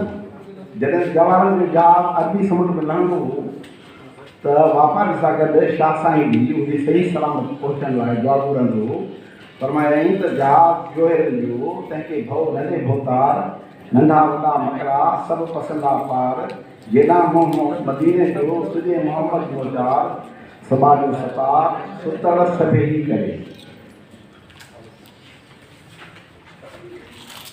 शाह साईं सिंध जे माण्हुनि जी तरक़ी ऐं ख़ुशहाली में सोचींदा रहिया, जंहिंखे अहिड़नि वखरनि जो वापार करण लाइ चवंदा रहिया ऐं माण्हुनि खे सिंध जे माण्हुनि खे अहिड़े वखरनि जो वापार करण लाइ चवंदा रहिया जंहिं वणिज सां माल जजो कमाए सघिजे। हूअं त सिंध में मच्छी शंख सुतियूं ऐं सिपियूं ऐं कुॾनि जो कारोबार त समुंड में आम जाम आहे, पर शाह साईं चाहियो पए त समुंड जा मां हीरा लाल मोती जवाहर ऐं सोन हासिल करे माण्हू अमीर थियनि। फरमायाईं त समुंड जे सेवीन तिनी मानिक मेड़िया छिलर जे जोइन साखूट आहिनि सुतियूं। जेके समुंड खे खेड़ींदा आहिनि उहे त मानिक मोती कमाईंदा आहिनि, किनारे ते जेके बि यार हुजंदा आहिनि उनखे छा शंख मिलंदा आहिनि, कोड मिलंदा आहिनि या सुतियूं पटियूं। शाह साईं अहिड़नि समुंड टोबनि खे बि साराहियो आहे जे अकेले सिंध खे मुंहं ते काव ॾेई समुंड जे पाताल में टुॿियूं हणी घिरी वेंदा हुआ ऐं उतां वरी सोन हीरा मोती वग़ैरह कढी ईंदा। चइनि था हीअ गत गवासम जो समुंड सुॼियाऊं ॿिए मथे पाताल जे माणे के मिलियाऊं आणे ॾिना वीरो लाल हथनि। अच्छा अॼुकल्ह जे दुनिया में नेशनल जाग्राफिक सोसाइटी ॿियूं तंज़ीमूं आहिनि जिन में अहिड़ा मर्द ऐं औरतूं मौजूदु आहिनि जेके अॼु बि समुंड जे पाताल में घिरी वेंदा आहिनि ऐं उतां तमामु क़ीमती शयूं कढी ईंदा आहिनि। ऐं हीअ जेको 1912 में टेटन जहाज गुरू हो उन्हनि खे बि अहिड़नि जी जेको जाखोड़ी गवासम ॻोल्हे करे हो।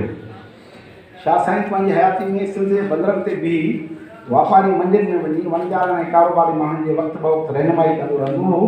मंडी में जंहिं शइ जी अनाट थींदी हुई त उनजे बारे में सोचे पोइ उपाउ वठंदो हो। कॾहिं कॾहिं दरिया जे पाछाड़ में पाणी न चढ़ंदो हो ऐं इलाइक़े में सोकड़ो थियण जे करे वणनि जो फसल बि घटिजी वेंदो हो ऐं सिंध जूं बाज़ारूं ॿुसियूं ऐं आतल उजड़ी वेंदा हुआ। नतीजे में सिंध जी इक़्तिसादी तरक़ी ऐं मुआशियात मईशत ते वॾो असरु पवंदो हो। तॾहिं फरमाइनि त नसे वण वणनि में नसे कातारियूं बसियो बाज़ारूं हिन थिए। शाह साईं मुआशी माहिर जीअं अंग्रेज़ ज़मीननि जे नुक़सान खां बचण लाइ ज़राती पेशे माण्हुनि खे मशवरो ॾींदो हो त समुंड जे किनारो त छॾे सघे थो पर समुंड 12 महीना बंदि रहंदो आहे। जॾहिं दरिया जेकॾहिं पाणी मथां न ईंदो आहे त पाणी न ॾींदो आहे। तंहिं करे शाह साईं चयो त जेकॾहिं तव्हांखे अमीर थी पैसा कमाइणा आहिनि ख़ुशहाल रहणो आहे त पोइ समुंड जो पाछो समुंड सां जुड़ी रहो।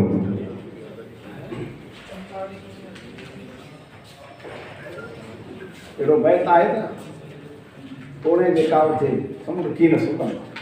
शाह साईं ज़ाती तरक़ी हुजे या इज्तमाही भलो ॿिन्ही लाइ जेके रस्ते न आहिनि उन्हनि मां कुझु रिसाले में पखिड़ियल आहिनि जेके मां मुख़्तसिर तौर ते तव्हांजा बि पेश कयां थो। टाइम थोरो आहे। जेके माण्हू किरन कुटियुनि जो ॿेड़ा समुंड में लाहे रवाना थी वञनि था उनजे बारे में शाह फरमायो लिंका लिंका कनि लिंका लय लिंका जे ओहिरिया सुणी सोन लिंका जूं सुख न सामुंडनि पिर पग छोड़िया खारे कहिड़ा वॾे भाग भिड़नि जे कया कारो भार ॾे ऐं सुस्ती ऐं काइली दीन दुनिया ॿिन्ही में नुक़सानु करणु आहे। उन लाइ लतीफ़ फरमायो गफ़लत छोड़ कीअं नासा उजड़ी चुपा था चढ़ी विया वञी पहुता चोर या तती थधी का काने वेर वेहण जी या ॿियनि फरमाइनि त सुता उथी ॻाल्हि निंड न कजे एतिरी। अञा फरमाइनि त बेड़ा त ॿेई कोन पकियूं ॻाल्हियूं सॼियूं रातियूं सुम्ही भर सखान ॾेई सुबुह सभई पार पुछल ख़बरूं। शाह साईं जॾहिं ॾिठो त माण्हुनि जी मां महारत ख़तमु थी पई वञे ऐं कूड़ ऐं कच गामे थो ऐं माण्हुनि खे मोटाए थो वञे सचे कूड़ खे परखण वारा न आहिनि रहिया उनखे सच पलान में झले बीठो आहियां कंहिंखे अछी रज पई अचेनि तॾहिं फरमायाऊं अॻियो काओ कच मानके घुट थी फलो पायो सच आछी में लज वणा या अञा कयूं वियासीं बीठा हीरो लाल विंदीन जे तिनी संदा पोयां सीए न अंसार हाणे उन भेट कई। अहिड़ा कई बेत आहिनि जेके जेका हिसाब फरमाया। शाह साईं इहो फरमायो त समाज जे अवसर ऐं तरक़ी इंसान की कोशिश छो जिदोजहद सां ही मुमकिन बणिजी थी। ऐं अहिड़ी तरह ही ज़िंदगी के मुख़्तलिफ़ शोबनि में महारत हासिल थिए थी ऐं कम जो नाम भी अचे थो। जेके माण्हू ज़िंदगी घरण जा हुनर ऐं गुण नथा सिखनि ऐं गैर जवाबदारी सां ज़िंदगी गुज़ारीनि था, उहे ॿियनि ते भारी तरक़ी ऐं तवानाई खां महरूम थी मरी था वञनि। उहे ॿियनि जी कमाई में अख विझी वेठा हूंदा आहिनि। जीअं झिरकी न पाण पोखे न फसल जी संभाल करे, पर पकल संगत जे में अनाज कढी अन्न खाई हली थी वञे उॾामी। समाज में पढ़ाई महिनत ते तगण वारनि जी हैसियत पाणी जे फोटे जा हुबाब जीअं आहे। महरूम थी मरी विया, माहिर थी न रहा, गिड़ी जा नूं खणी डॾियां हूंदो आहे, हुबाब ई हुआ उन जी ॾाढी निकिरी। बसि आख़िरी पेज इन करे छा साईं महाराज रखंदड़ सुञाण माण्हुनि खे जे हरी वञण जे ते अफ़सोस जो इज़हार कयो आहे ऐं चवे थो त शर्म में निजात न लॻी जे मोती पखेदड़ माहिर आहिनि, जेके आख़िर ते ख़ुदि लाइ पाए हर कंहिं मोती जी परखा था कनि। छो त सचे मोती जी सचाई पंहिंजे नफ़ीस किनारनि खे ॾिसी परखिजे आहे। फरमाईनि था त वञनि न बीठा पाणी जे परखां कीनर पायो अखें लहन सप ऐं सार मोती के मिलाज जो कदर मंद किनार सराफुन धार मणिक मिलाज थे। नतीजो इहो निकितो असांजे इन सॼे मकाले जो त छा साईं नतीजो इहो आहे त छा साईं सिंधी समाज खे सुठो सताबो ऐं तरक़ी याफ़्ता ॾिसण पियो चाहियो। हुनजी ख़्वाहिश हुई त सिंधू माथर जे अवाजी राहतुनि जियां हाणोका माण्हू जी तरक़ी करे पुरअमन रही आलमी कल्चर जो हिसो बणजनि ऐं हथियारनि ऐं झेड़नि झटनि खां परे थी एके एहसास सां ज़िंदगी गुज़ारी। छा साईं थॉमस मोर जियां यूट्यूबिया त कोन लिखियो, जंहिं यूट्यूबिया लिखियो उन नालो थॉमस मोर न तस्वरा जी दुनिया नाले किताब जियां लिखियो। छा साईं थॉमस मोर जियां यूट्यूबिया त कोन लिखियो, पर हुन होमर सुपरात ऐं एंड्रियो रॉबिन्सन जंहिं सिंधू माथर जो गुम थियल तहज़ीब नाले किताब लिखियो। सुपरात ऐं एंड्रियो रॉबिन्सन जियां माण्हुनि जी तरक़ी ऐं भलाई लाइ ज़रूरु सोचियो ऐं पंहिंजी सोच ऐं फ़िक्र खे लोककिसनि सुरनि ऐं अलामतुनि ज़रिए लगातार कलमबंद कंदो वियो ऐं शाइरी जो वॾो जहान जोड़े छॾियईं। पंहिंजी नसीहतुनि ऐं दाफ़ जे नसल खे सहेले रिसाल जो रूप ॾिनई, बैतनि खे आइकू कोठियईं, यानी उहे बामाना इशारा जंहिंसां तरक़ी ऐं भलाई जा ॾाम ॾिसजनि ऐं उन्हनि खे वुसत आणे सघिजे। ऐं पोइ पूरे कलाम खे ॿियनि सुरनि में विरहाए सिंधनि सां ऐं पोइ पूरे सारे आलम खे शाद आबाद रहियो ऐं चवंदो वियो साईं सदाईं करे मथे सिंध सुपार दोस्त मिठा दिलदार आलम सां आबाद करे। मां गुज़ारिश कंदुसि अता चानी जो कमु एतिरो आहे जो उन ते ख़ुदि PhD थीसिस लिखणी पवंदी ईंदड़ वक़्त में, छाकाणि त इलाही अहम कमु आहे। ऐं अता चानी साहिब खे मां गुज़ारिश कंदुसि त उहे अचनि ऐं पंहिंजे हिकिड़े मखसूस अंदाज़ सां लतीफ़ साईं जो कलाम असांखे ॿुधाइनि, लतीफ़ साईं ॻाल्हियूं असांखे ॿुधाइनि, उनजो पैगाम असांखे ॿुधाइनि। तव्हांजो ज़ोरदार ताड़ियुनि में अता चानी। चारण बधा चंग में जुड़ाए धाई डोली राय ॾियाच जी डूरा ॾिठाई वेनती तंहिं वाहिद खे तंहिं वेल कयाई सबाझा साईं राव रीझाई राग जाजुक जूनागढ़ में को अताई आयो तंहिं कामिल कढी कीनरो वेही वॼायो दायूं दरमादियूं थियूं बान्हिन बाॾायो चारण खे चाहियो त मारी आहे मंगतो महले आयो मंगतो साज़ खणी सुरंदो मथेरीअ मलूक जे चारण न चुरंदो जूनागढ़ झुरंदो पवंदी जाए झरोक में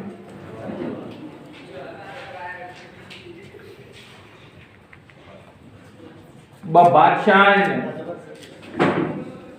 अलीराय ऐं राय ॾियाच ॿई विढ़नि था चवनि था त सोरठ था विया। 1 साल पूरो जंग हले थी। जंग राय ॾियाच पंहिंजी सूरहाईअ सां खटे वञे ऐं अॾीराए मुंहुं फिलो करे वरी पंहिंजे माउ वञे।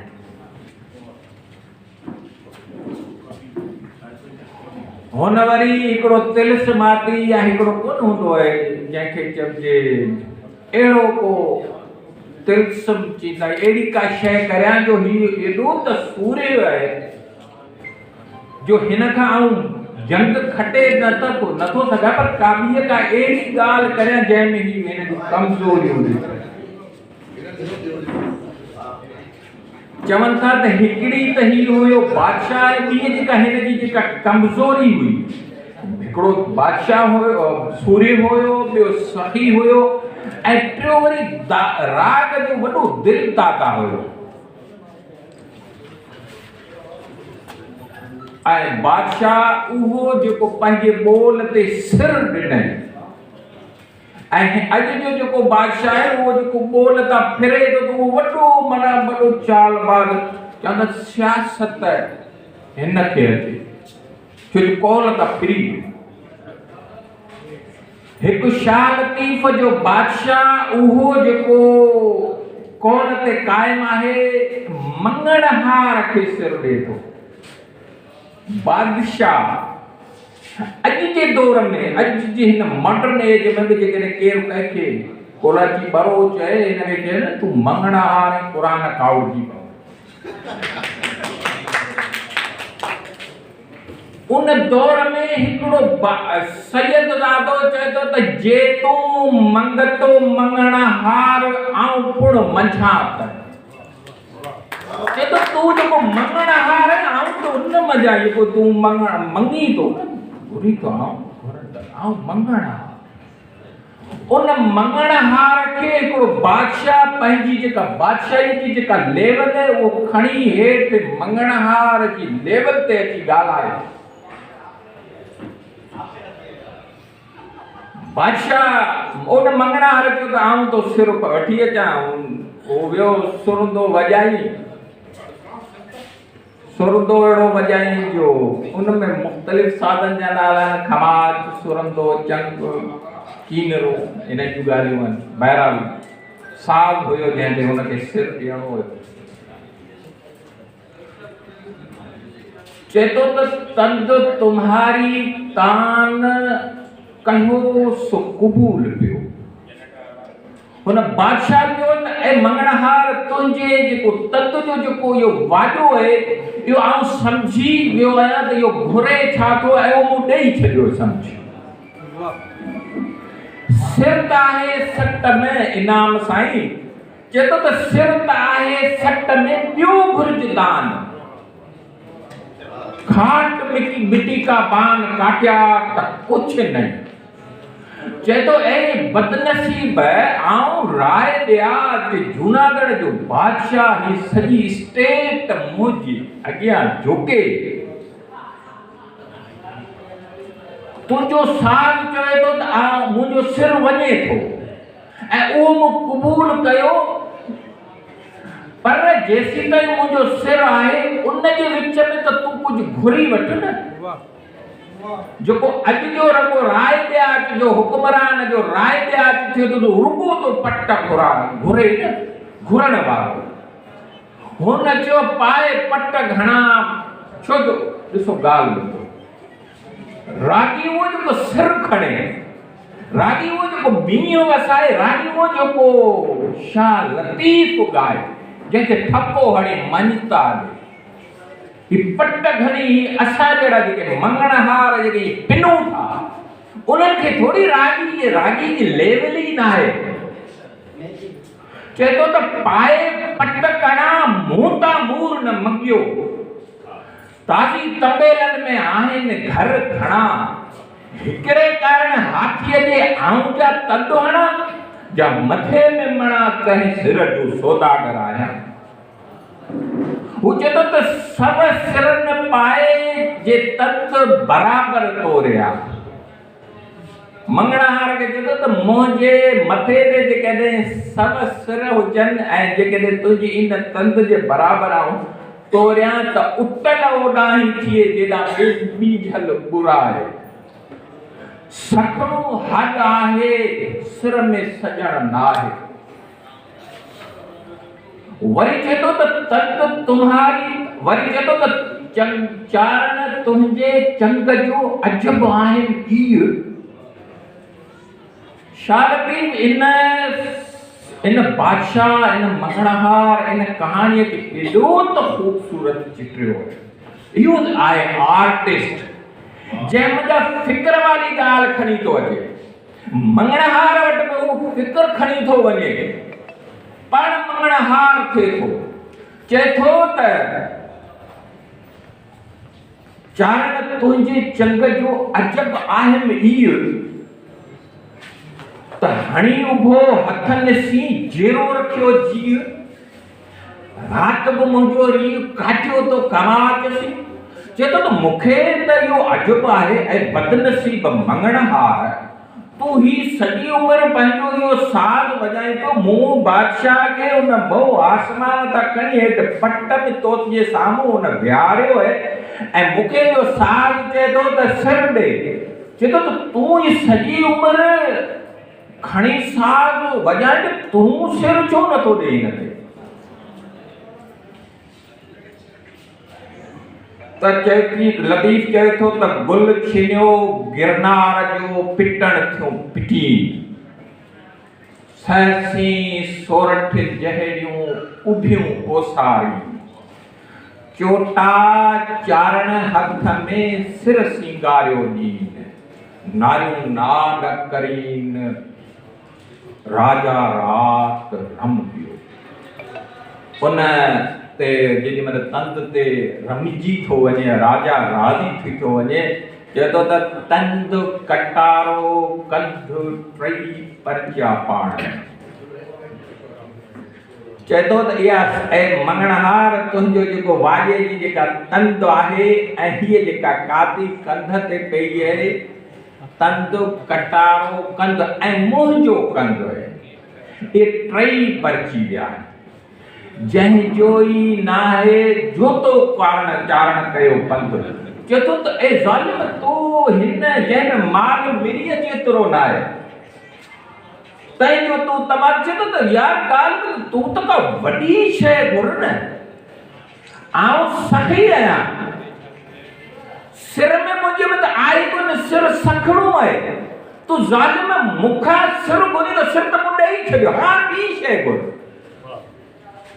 टई परचा पाण में तंद कटारो कंद तंहिंजो ई नाहे को जुतो चारण कयो पंथ इहो शुक्र हम अलहमद जो तो अथो घुरियो न मंगणहार जो थोरो मञे थो त तो मुंहिंजी सखा जो भरम रखियो जेकॾहिं तूं का अहिड़ी शइ घुरी आहे जेका मूंखे तुंहिंजे ॾियण लाइ न हुजे हा त आउं त पोइ मरी ॾिस त मूं ते चिटो लॻी वञे त इहो कहिड़ो राय ॾिया जो मंगणहार खे बि राज़ी न करे सघे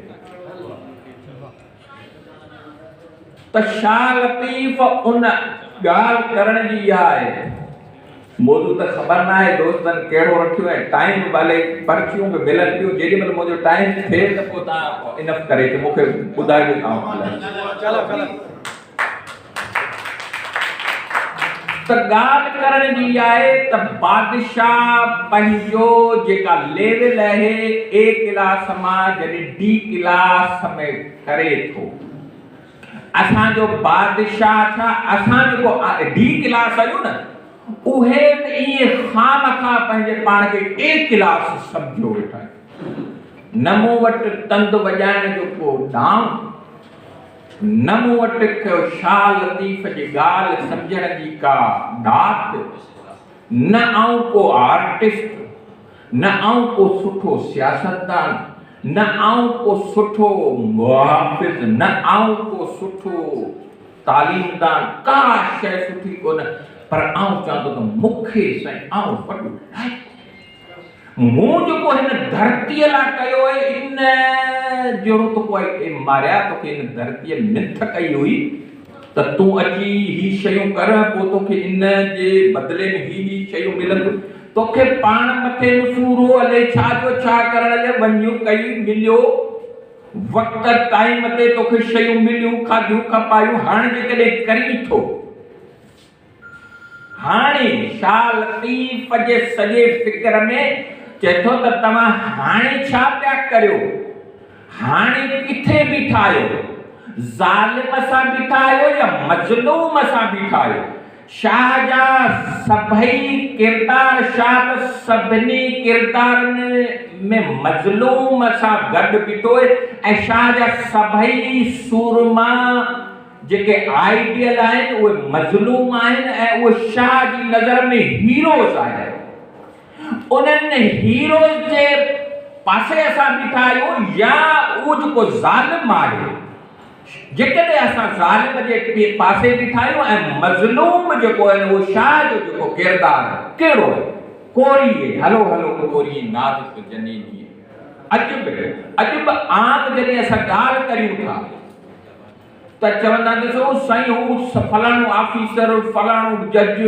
फलाणो जनरल फलाणो ही साईं हिन जो किरदार शाह जे लतीफ़ जे दौर में बि इहे ॻाल्हियूं थींदियूं हुयूं त शाह लतीफ़ चयो छॾो छॾो इन ॻाल्हि ते हलो हलो कोरी में हलो इतां ॾाक सिखी छो नाज़ुक हू आहिनि नींहं कढण वारा ॻांढा पोइ वगर पियो वतन पिरत न छिन तॾहिं बि शाह लतीफ़ जे दौर में ॻंढियल न हुया त चई जेकॾहिं ॻंढ ॾियणो आहे त कोई बादशाह वटि वेंदो इहो विढ़ाईंदो अॼु जो बादशाह तव्हांखे छा आहे हाणे त वरी ज़ातियुनि में साईं जुड़ेजा चनिया कोलाची शेख फलाणो ॿुधाई उहो धरणा पिया लॻनि सिर्फ़ु ज़ातियूं बि धरणा आहिनि क़ौम जो कॉन्सेप्ट इन ज़ालिम जेको कारपोरेट माफिया जो जेको हिकिड़ो माफिया आहे उन असांजे ज़हन मां असांजे ख़मीर मां वतन ॿोली धरती शाह लतीफ़ जा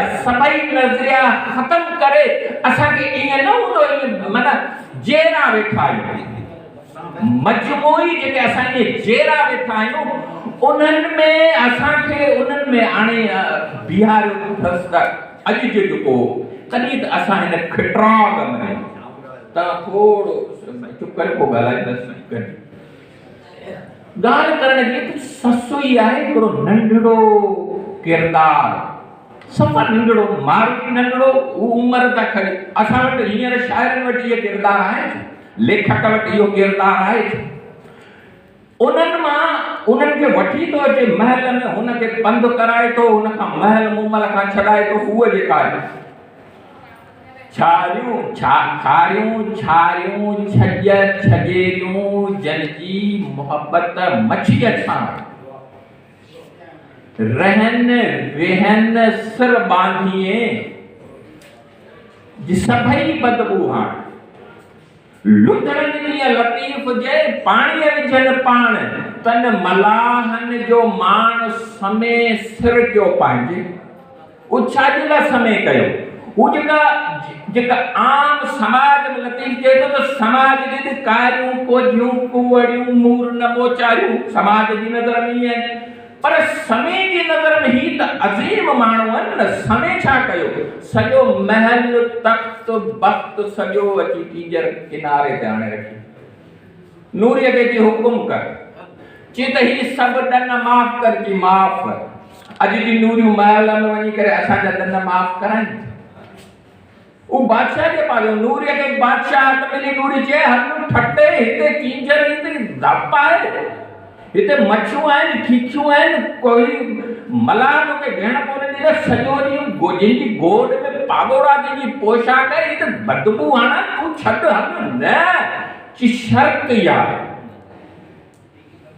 वो मलाह थे तो वक्त जो हुक्मरान मलाह थे तो वो कीअं इश्क ईअं करे जी यारो जाम कुल्हे ते वो मलाह हुक्मरान जॾहिं मलाह थे तो हुक्मरान जॾहिं मंगणहार जी तंग ते सिर ॾे थो एक आम छोकरी जने हुक्मरान सां सीनो सलाए से चयो हूंदो न उमर त तूं जा कि तूं कहिड़ी आई, तूं कमज़ोर औरत, तूं तुंहिंजो मजाल ई चयो हूंदो आहे। उन जे जवाब में शाह लतीफ़ चयो ऐं हुन बदकिस्मत जी ॻाल्हि ई तमामु घटि कई चए थी त जे लूण लिङे लाइए चीरे चीरे चम त मूं कुर अॻे न कयो अहिड़ो कोझो पनो जा जा दावा दम ताता पिरत पवार। ऐं हमेशह ॻाल्हि कंदो ऐं इहा वक़्त जी ॻाल्हि जी ज़रूरत आहे। मूं उस्ताद खां सिखियो आहे त जेका ॻाल्हि वक़्त जी हुजे त उहो बार बार रिपीट करे। अॼु नौजवान ॿिया हूंदा त ॿ किरदार जेके महल में विया हुआ, हिकिड़ो नूरी हिकिड़ी मारवी। ॿिन्ही महलनि खे हुन पंहिंजे मारवड़नि ऐं मलाहनि जो केस विढ़ियो ऐं उहो अहिड़ो त केस विढ़ियो जो अॼु जा जेके मारवड़ आहिनि उहे वॾे फ़ख्र सां AI जो दौर ई चवंदा साईं हाणे उहो लतीफ़ जो कोन अदबी ॿोली महिल छा चवंदा आहिनि साईं हाणे वक़्त में को ॻाल्हायो न त उहो छा आहे गैर ज़रूरी आहे। अहिड़े क़िस्म जे बाबा इज़त भरम वतन जिदोजहद मारवड़ा दुख ज़ुल्म ये तो अजूबा आहे।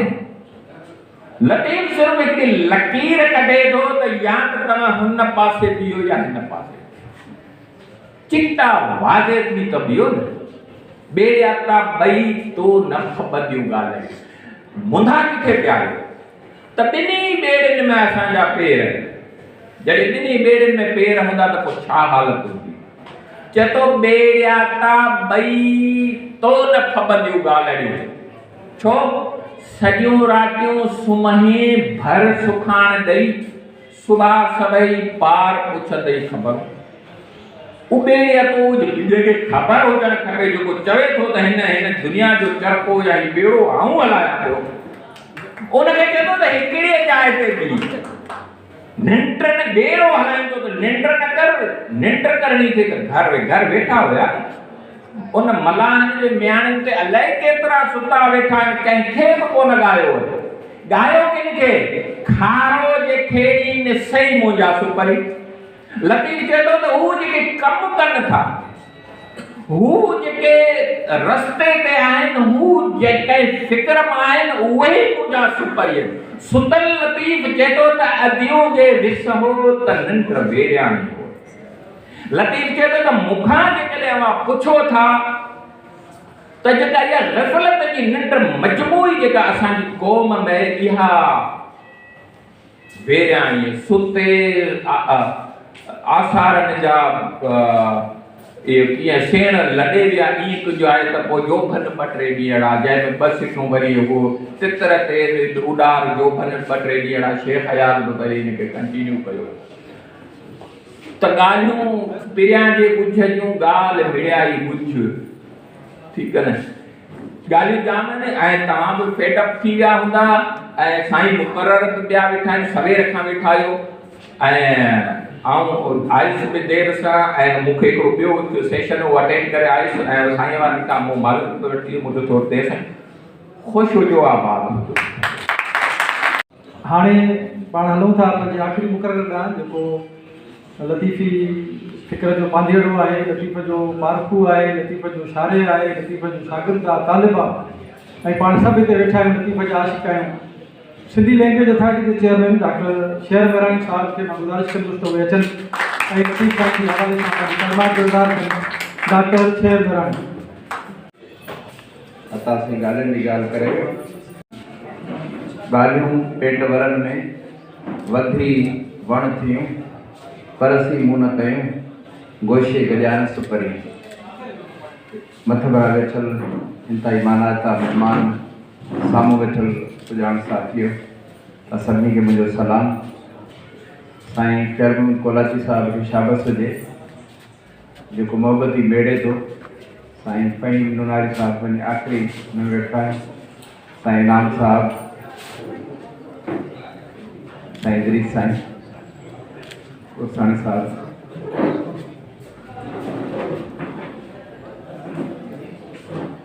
जॾहिं अता साईं सुर सोरठ पे पढ़ियो त मूंखे हिकिड़ो बैत अलाए छो घड़ी ज़हन ते पियो आयो।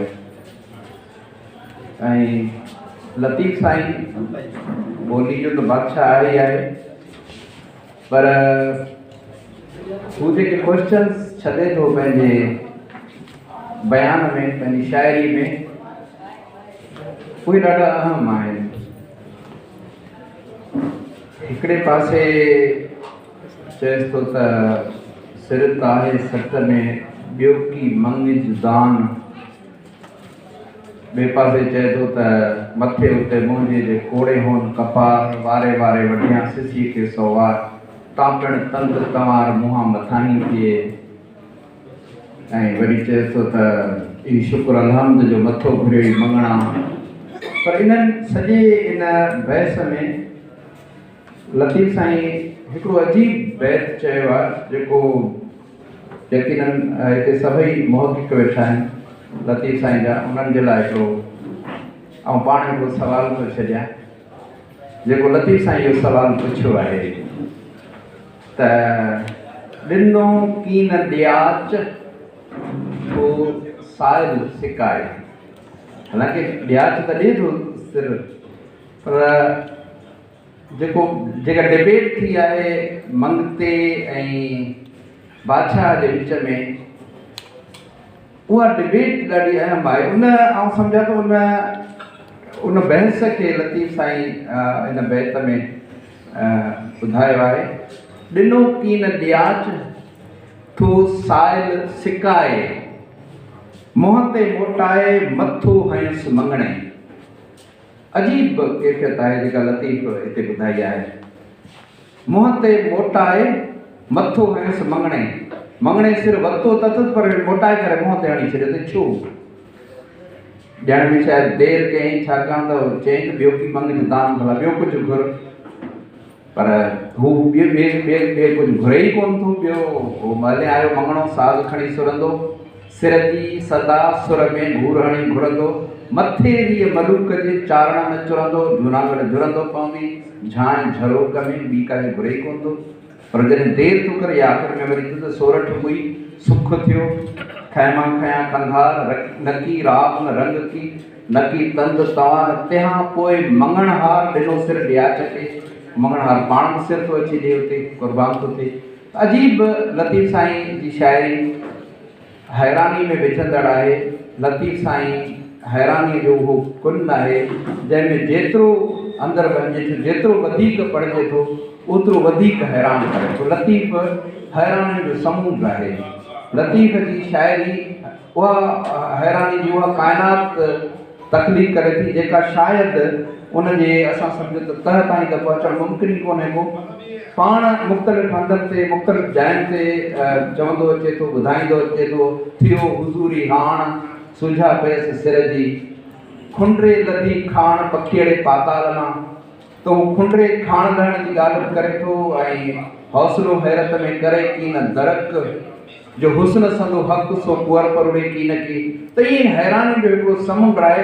ऐं मुख़्तसिरनि रुगो सार्थर जो हिकिड़ो इंटरव्यू पढ़ियो, उन में हुन अज़ीम अदब जे लाइ जेको पैरामीटर ॾिनो आहे, उन खे साम्हूं रखंदे लतीफ़ साईं जा कुझु बैत तव्हांजे साम्हूं रखी करे ऐं ॻाल्हि खे ख़तमु कंदुसि। इलाही देरि खां वेठा आहियो ऐं हिते मेज़बान आहियां तव्हां सभिनी जो, तव्हां हिते कई आया आहियो ऐं तव्हां सभिनी जो थोराए थो आहियां। हक़ीक़ी माना में हाणे सार्थर खां सवाल पुछो त अज़ीम अदब तख़लीक़ छो नथो थिए। नोबेल लॉरेट आहे सार्थर, तमामु वॾो माण्हू जंहिं नोबेल इनाम वापसि करे ॾिनो जंग जॾहिं मरी वई, एहतजाज नोबेल इनाम वापसि करे छॾियो। उनखां हिकिड़ो इंटरव्यू थियो जंहिंमें उनखां पुछियो भई तव्हां पाण इन ॻाल्हि जा हामी आहियो, चओ था त अज़ीम अदब तख़लीक़ नथो थिए त छो नथो थिए, उनजो सवाल उनखां पुछियो वियो। हुननि जो जवाबु ॾिनो त अज़ीम अदब जी सूरत हाल यूरोप में त आहे कान का। हिन वक़्तु अज़ीम अदब यूरोप में तख़लीक़ थी नथो सघे, छाकाणि त जेके शयूं हुन लाइ ज़रूरी आहिनि उहे आहिनि कोन को, यानी माण्हू उन नहज ते आहे कोन को। यूरोप में यूरोप जो माण्हू तरक़ी करे चुको आहे, हाणे हू अदब खे उहा हैसियत कोन थो ॾिए, छाकाणि त ज़िंदगी हुन जाइ ते पहुची चुकी आहे जंहिंमें हू मुतमइन ज़िंदगी गुज़ारे थो, ऐं मुतमइन ज़िंदगी में अज़ीम अदब तकलीफ़ थींदो कोन्हे को। पोइ हू असांजे एशिया जे पासे जो इशारो करे चए थो, हा अलबत्ता उते अञा बि अज़ीम अदब तकलीफ़ थी सघे थो, पर को हुजे जेको करे थो। हू अॻे सुवाल थो पुछे कहिड़ी ॻाल्हि आहे जेका, चए थो त अज़ीम अदब जो कमु इहो आहे त कंहिं कमज़ोर खे, कंहिं नहीफ़ खे, कंहिं हेठे तबिके जे माण्हूअ खे मथे तबिके जे माण्हूअ सां, कंहिं महकूम खे हाकिम सां, कंहिं ग़रीब खे अमीर सां उनजो मथो ऐं मुहारो अटकाए ऐं उन खां पोइ नहीफ़ खे कमज़ोर खे उन ते सोभ अता करे, इहो अज़ीम अदब आहे। अज़ीम अदब उहो आहे जेको कंहिं कमज़ोर खे कंहिं ताक़तवर सां वेढ़ाए ऐं उन खां पोइ उन कमज़ोर खे उहा सोभ ॾियारे, अज़ीम अदब उहो आहे। उहो अदब चए थो त असां वटि तकलीफ़ कोन थो। हाणे इन पैरामीटर ते सारतर जी रुगो इन सिंगल लाइन ते असां जेकॾहिं लतीफ़ साईं खे परखियूं, लतीफ़ साईं जी शाइरी जेका 300 साल अॻु कंपोज़ थी आहे, लिखी वई आहे, उनखे जेकॾहिं असां ॾिसूं, छा लतीफ़ साईं पंहिंजे किरदारनि खे ई कयो आहे? छा लतीफ़ पंहिंजे किरदारनि खे, कमज़ोर किरदारनि खे ताक़तवर किरदारनि सां विढ़ायो आहे, उन्हनि सां मुक़ाबिलो मुहारो अटकायो आहे, छा उन्हनि सोभ हासिल कई आहे? बिल्कुलु कई आहे। लतीफ़ साईं जा किरदार, लतीफ़ साईं जा हीरोज़ तक़रीबन सभई हेठे तबिके सां तालुक़ु रखनि था ऐं उहे मुहारो अटकाइनि था मथे तबिके जे माण्हुनि सां। उमर मारवी जो मिसाल तव्हां खणी ॾिसो। उमर हिकिड़ो अज़ीम बादशाह ऐं हुनजे उन सां मुहारो अटकाए थी हिकिड़ी ग़रीब औरत आहे, उहा हुन सां मुहारो अटकाए थी ऐं उन खां पोइ हू मजबूर थो थिए, सरेंडर थो करे ऐं आख़िर में हुनखे वञणु थो ॾिए ऐं हू जेको आहे सो हुनजे अॻियां मजबूर थी थो वञे। ऐं ईअं सम्झो त हिन समूरे सुर में शिकस्त उमर थो खाए ऐं फतेह मारवी जी आहे। असां मोरड़े जो किरदारु खणूं। मोरड़ो हिकिड़ो नहीफ़, कमज़ोर ऐं माज़ूर किरदारु आहे। उहो मुहारो अटकाए थो मच्छ सां, मतो आई मच्छ थुला तो थुना हणी, जातो भाई अछ ताईं पाणी पुना मीहणा। त उहो मच्छ जेको मतल मच्छ आहे, ताक़तवर मच्छ आहे, उन जा ॾींहं पूरा थो करे हिकिड़ो नहीफ़, कमज़ोर ऐं माज़ूर किरदारु। उहो माज़ूर किरदारु हुन सां मुहारो अटकाए थो ऐं आख़िर में मच्छ खे शिकस्त ॾिए थो, हुनखे मारे करे अची पट ते पिठो थो करे। त इहो किरदारु हिकिड़ो आम ईअं सम्झो त कमज़ोर किरदारु आहे, पर हू मुहारो अटकाए थो हिकिड़े ताक़तवर किरदार सां। इहे ॿिया किरदार तव्हां खणी ॾिसो, लतीफ़ साईं जा समूरा किरदार उहे आहिनि जेके हेठे तबिके सां तालुक़ु रखनि था। हू आम खे ख़ासि करे पेश करे थो। आम किरदार आहिनि, को हारी आहे, को पुरियत आहे, को ड्रखड़ आहे, को कुंभर आहे, को लोहर आहे, इहे सभई लतीफ़ साईं जा हीरोज़ आहिनि। उहे पंहिंजे गुणनि सां, उहे पंहिंजे ख़ासियतुनि सां उहे अहम थी था, छाकाणि त उहो चए थो जेको फारसी सिखियो गोलो तो गुलाम। फारसी जो दौरु आहे, फारसी बादशाहनि जी ॿोली आहे, फारसी घोड़े चाड़सी जो दौरु आहे, उन में हू थो चए फारसी सिखींदो तूं गोलो ई गुलाम आहे। उञो त आब घुरे, बुखियो त ताम ही आमन संदो आम ख़ासनि में यकीन थिए त हू आम खे ख़ासि करे पेश करे थो ऐं अज़ीम किरदारु तख़लीक़ करे थो। त लतीफ़ साईं पंहिंजी शाइरी जो महवर ऐं मर्कज़, हूअं त आउं चवंदो आहियां त लतीफ़ साईं सिंध जो एनसाइक्लोपीडिया आहे। लतीफ़ साईं जी शाइरी, लतीफ़ साईं जो रिसालो खोलियो, हुन में सिंध जूं मौसमूं आहिनि, सिंध जे माण्हुनि जो मिज़ाज आहे, सिंध जे माण्हुनि जा रवैया आहिनि, उन्हनि जी कावड़ आहे, उन्हनि जो क्रोध आहे, उन्हनि जो विढ़ण आहे, उन्हनि जो परचण आहे, रुसण आहे, प्यार करणु आहे, मोहबत करणु आहे, पुरअमन सोसाइटी आहे। पर उहो आणे ने चाढ़ी ॾुथ ॾिहाड़ी सुमरा वारी सूरताल आहे। त इहे सॼो जेको लतीफ़ साईं सिंध जो नक्शो पंहिंजे रिसाले में चिट्टो करे पेश कयो आहे, उहो असां जॾहिं पढ़ूं था त असांखे सिंध जरकंदी ऐं महकंदी महसूसु थिए थी। त सिंध रोशन सितारे वांगुरु असांखे लतीफ़ साईं जे रिसाले में मिले थी ऐं लतीफ़ साईं जो रिसालो उहो असांखे सिंध जी एनसाइक्लोपीडिया भासे थो, लॻे थो। आख़िर में आउं रुगो हिकिड़ो अहिड़ो मैसेज जेको लतीफ़ साईं हर उन माण्हू जे लाइ ॾिनो आहे जेको लतीफ़ साईं खे पढ़े थो ऐं हिन सोसाइटी में जेको पंहिंजो किरदारु अदा करे थो। ख़ैर मोहम्मद कोलाची साहब खे, स्काला जे दोस्तनि मालिक साहब ऐं ॿियनि खे शाबस हुजे, उहो साल साल अचनि था हिते ऐं अची मेरो मचाइनि था, कॾहिं लतीफ़ खे यादि कनि था, कॾहिं हितां जे माण्हुनि ॿियनि खे यादि कनि था। त यकीननि असांजो हूअं बि महवर ऐं मर्कज़ लतीफ़ आहे, त लतीफ़ खां सवाइ त असां कुझु बि न आहियूं जहिड़ो करे। ऐं बल्कि अक्सर चवंदो आहियां त मुंहनि जो दड़ो आहे, सिंधु दरिया आहे ऐं लतीफ़ आहे। असां वटि माण्हुनि खे दुनिया खे ॾेखारण जे लाइ सिंधु जेकॾहिं बीठी आहे जिन पिलर्स ते त इहे पिलर्स आहिनि, उहो लतीफ़ आहे, उहो मुंहनि जो दड़ो आहे, उहो सिंधु दरिया आहे, ऐं उन खां पोइ समूरी सिंध आहे जंहिंमें इहे सॼियूं शयूं महकनि ऐं मुटकनि थियूं। लतीफ़ साईं चए थो वेठे जिनी वटि ॾुखंदो ॾाढो थिए, ॼण त ज़िंदगी जो सॼो हिकिड़ो नज़रियो, ज़िंदगी जो सॼो नस्बुर लैन लतीफ़ साईं जे हिननि ॿिनि बैतनि में मौजूदु आहे। वेठे जिनी वटि ॾुखंदो ॾाढो थिए, सा मजलिसी मट जे हासिल होए हज़ार सी। जिन माण्हुनि सां वेहंदे तव्हांखे तकलीफ़ थिए, तव्हांजी दिलि आज़ारी थिए, तव्हां सम्झो त तव्हांजी तज़हीक थी थिए, सा मजलिसी मट जे हासिल होए हज़ार सी। भले केतिरो फ़ाइदो हज़ारनि जो थियणो हुजे, पर उन मजलिस में, उन महफ़िल में न वेहो जिते तव्हांजी दिलि आज़ारी थिए। ऐं वरी चए थो त वेठे जिनी वटि ॾुखंदो दूर थिए, जिन माण्हुनि सां वेहंदे तव्हांजो ॾुख, तव्हांजी तकलीफ़ घटिजे, तूं तिनी सी कट ओॾा ॾे पखड़ा। उन्हनि जे भरिसां वञी वियो, उन्हनि जे भरिसां ज़िंदगी गुज़ारियो। ज़िंदगी हुअं बि थोरी आहे, पाण ई त चए त जो मिड़ना मोचारो सो आहे गुजारो, हिकिड़ी सिहत शरीर जी जो पिरनि जो पाड़ो। ऐं लतीफ़ साईं हेॾा जेके मुहक़िक़ आहिनि वॾा, ऐं पंहिंजो ख़ैर मोहम्मद कोलाची साहिबु जहिड़ा माण्हू या ॿिया सीनियर माण्हू, लतीफ़ साईं अहिड़नि माण्हुनि लाइ चयो ताकी साणनि और जाहिन ओताकुनि में। हफ़ीज़ साईं ताकी साणनि और जाहिन ओताकुनि में, ॾह भेरा ॾींहं में पाण मथां आहिनि घोर, वया जे हिकिड़ो त कर्म मिलंदी कापड़ी।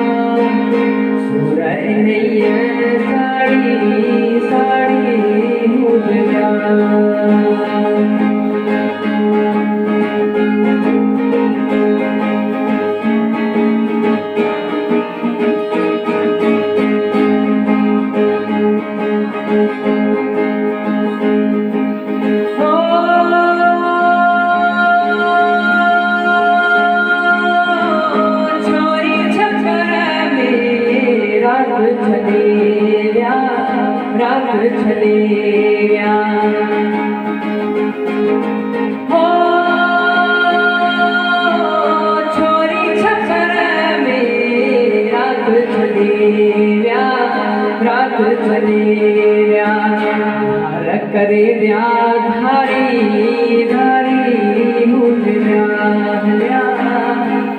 हो बड़ा बड़ा ख्याल है पई मारा सूरज नैया साड़ी साड़ी मुझ व्या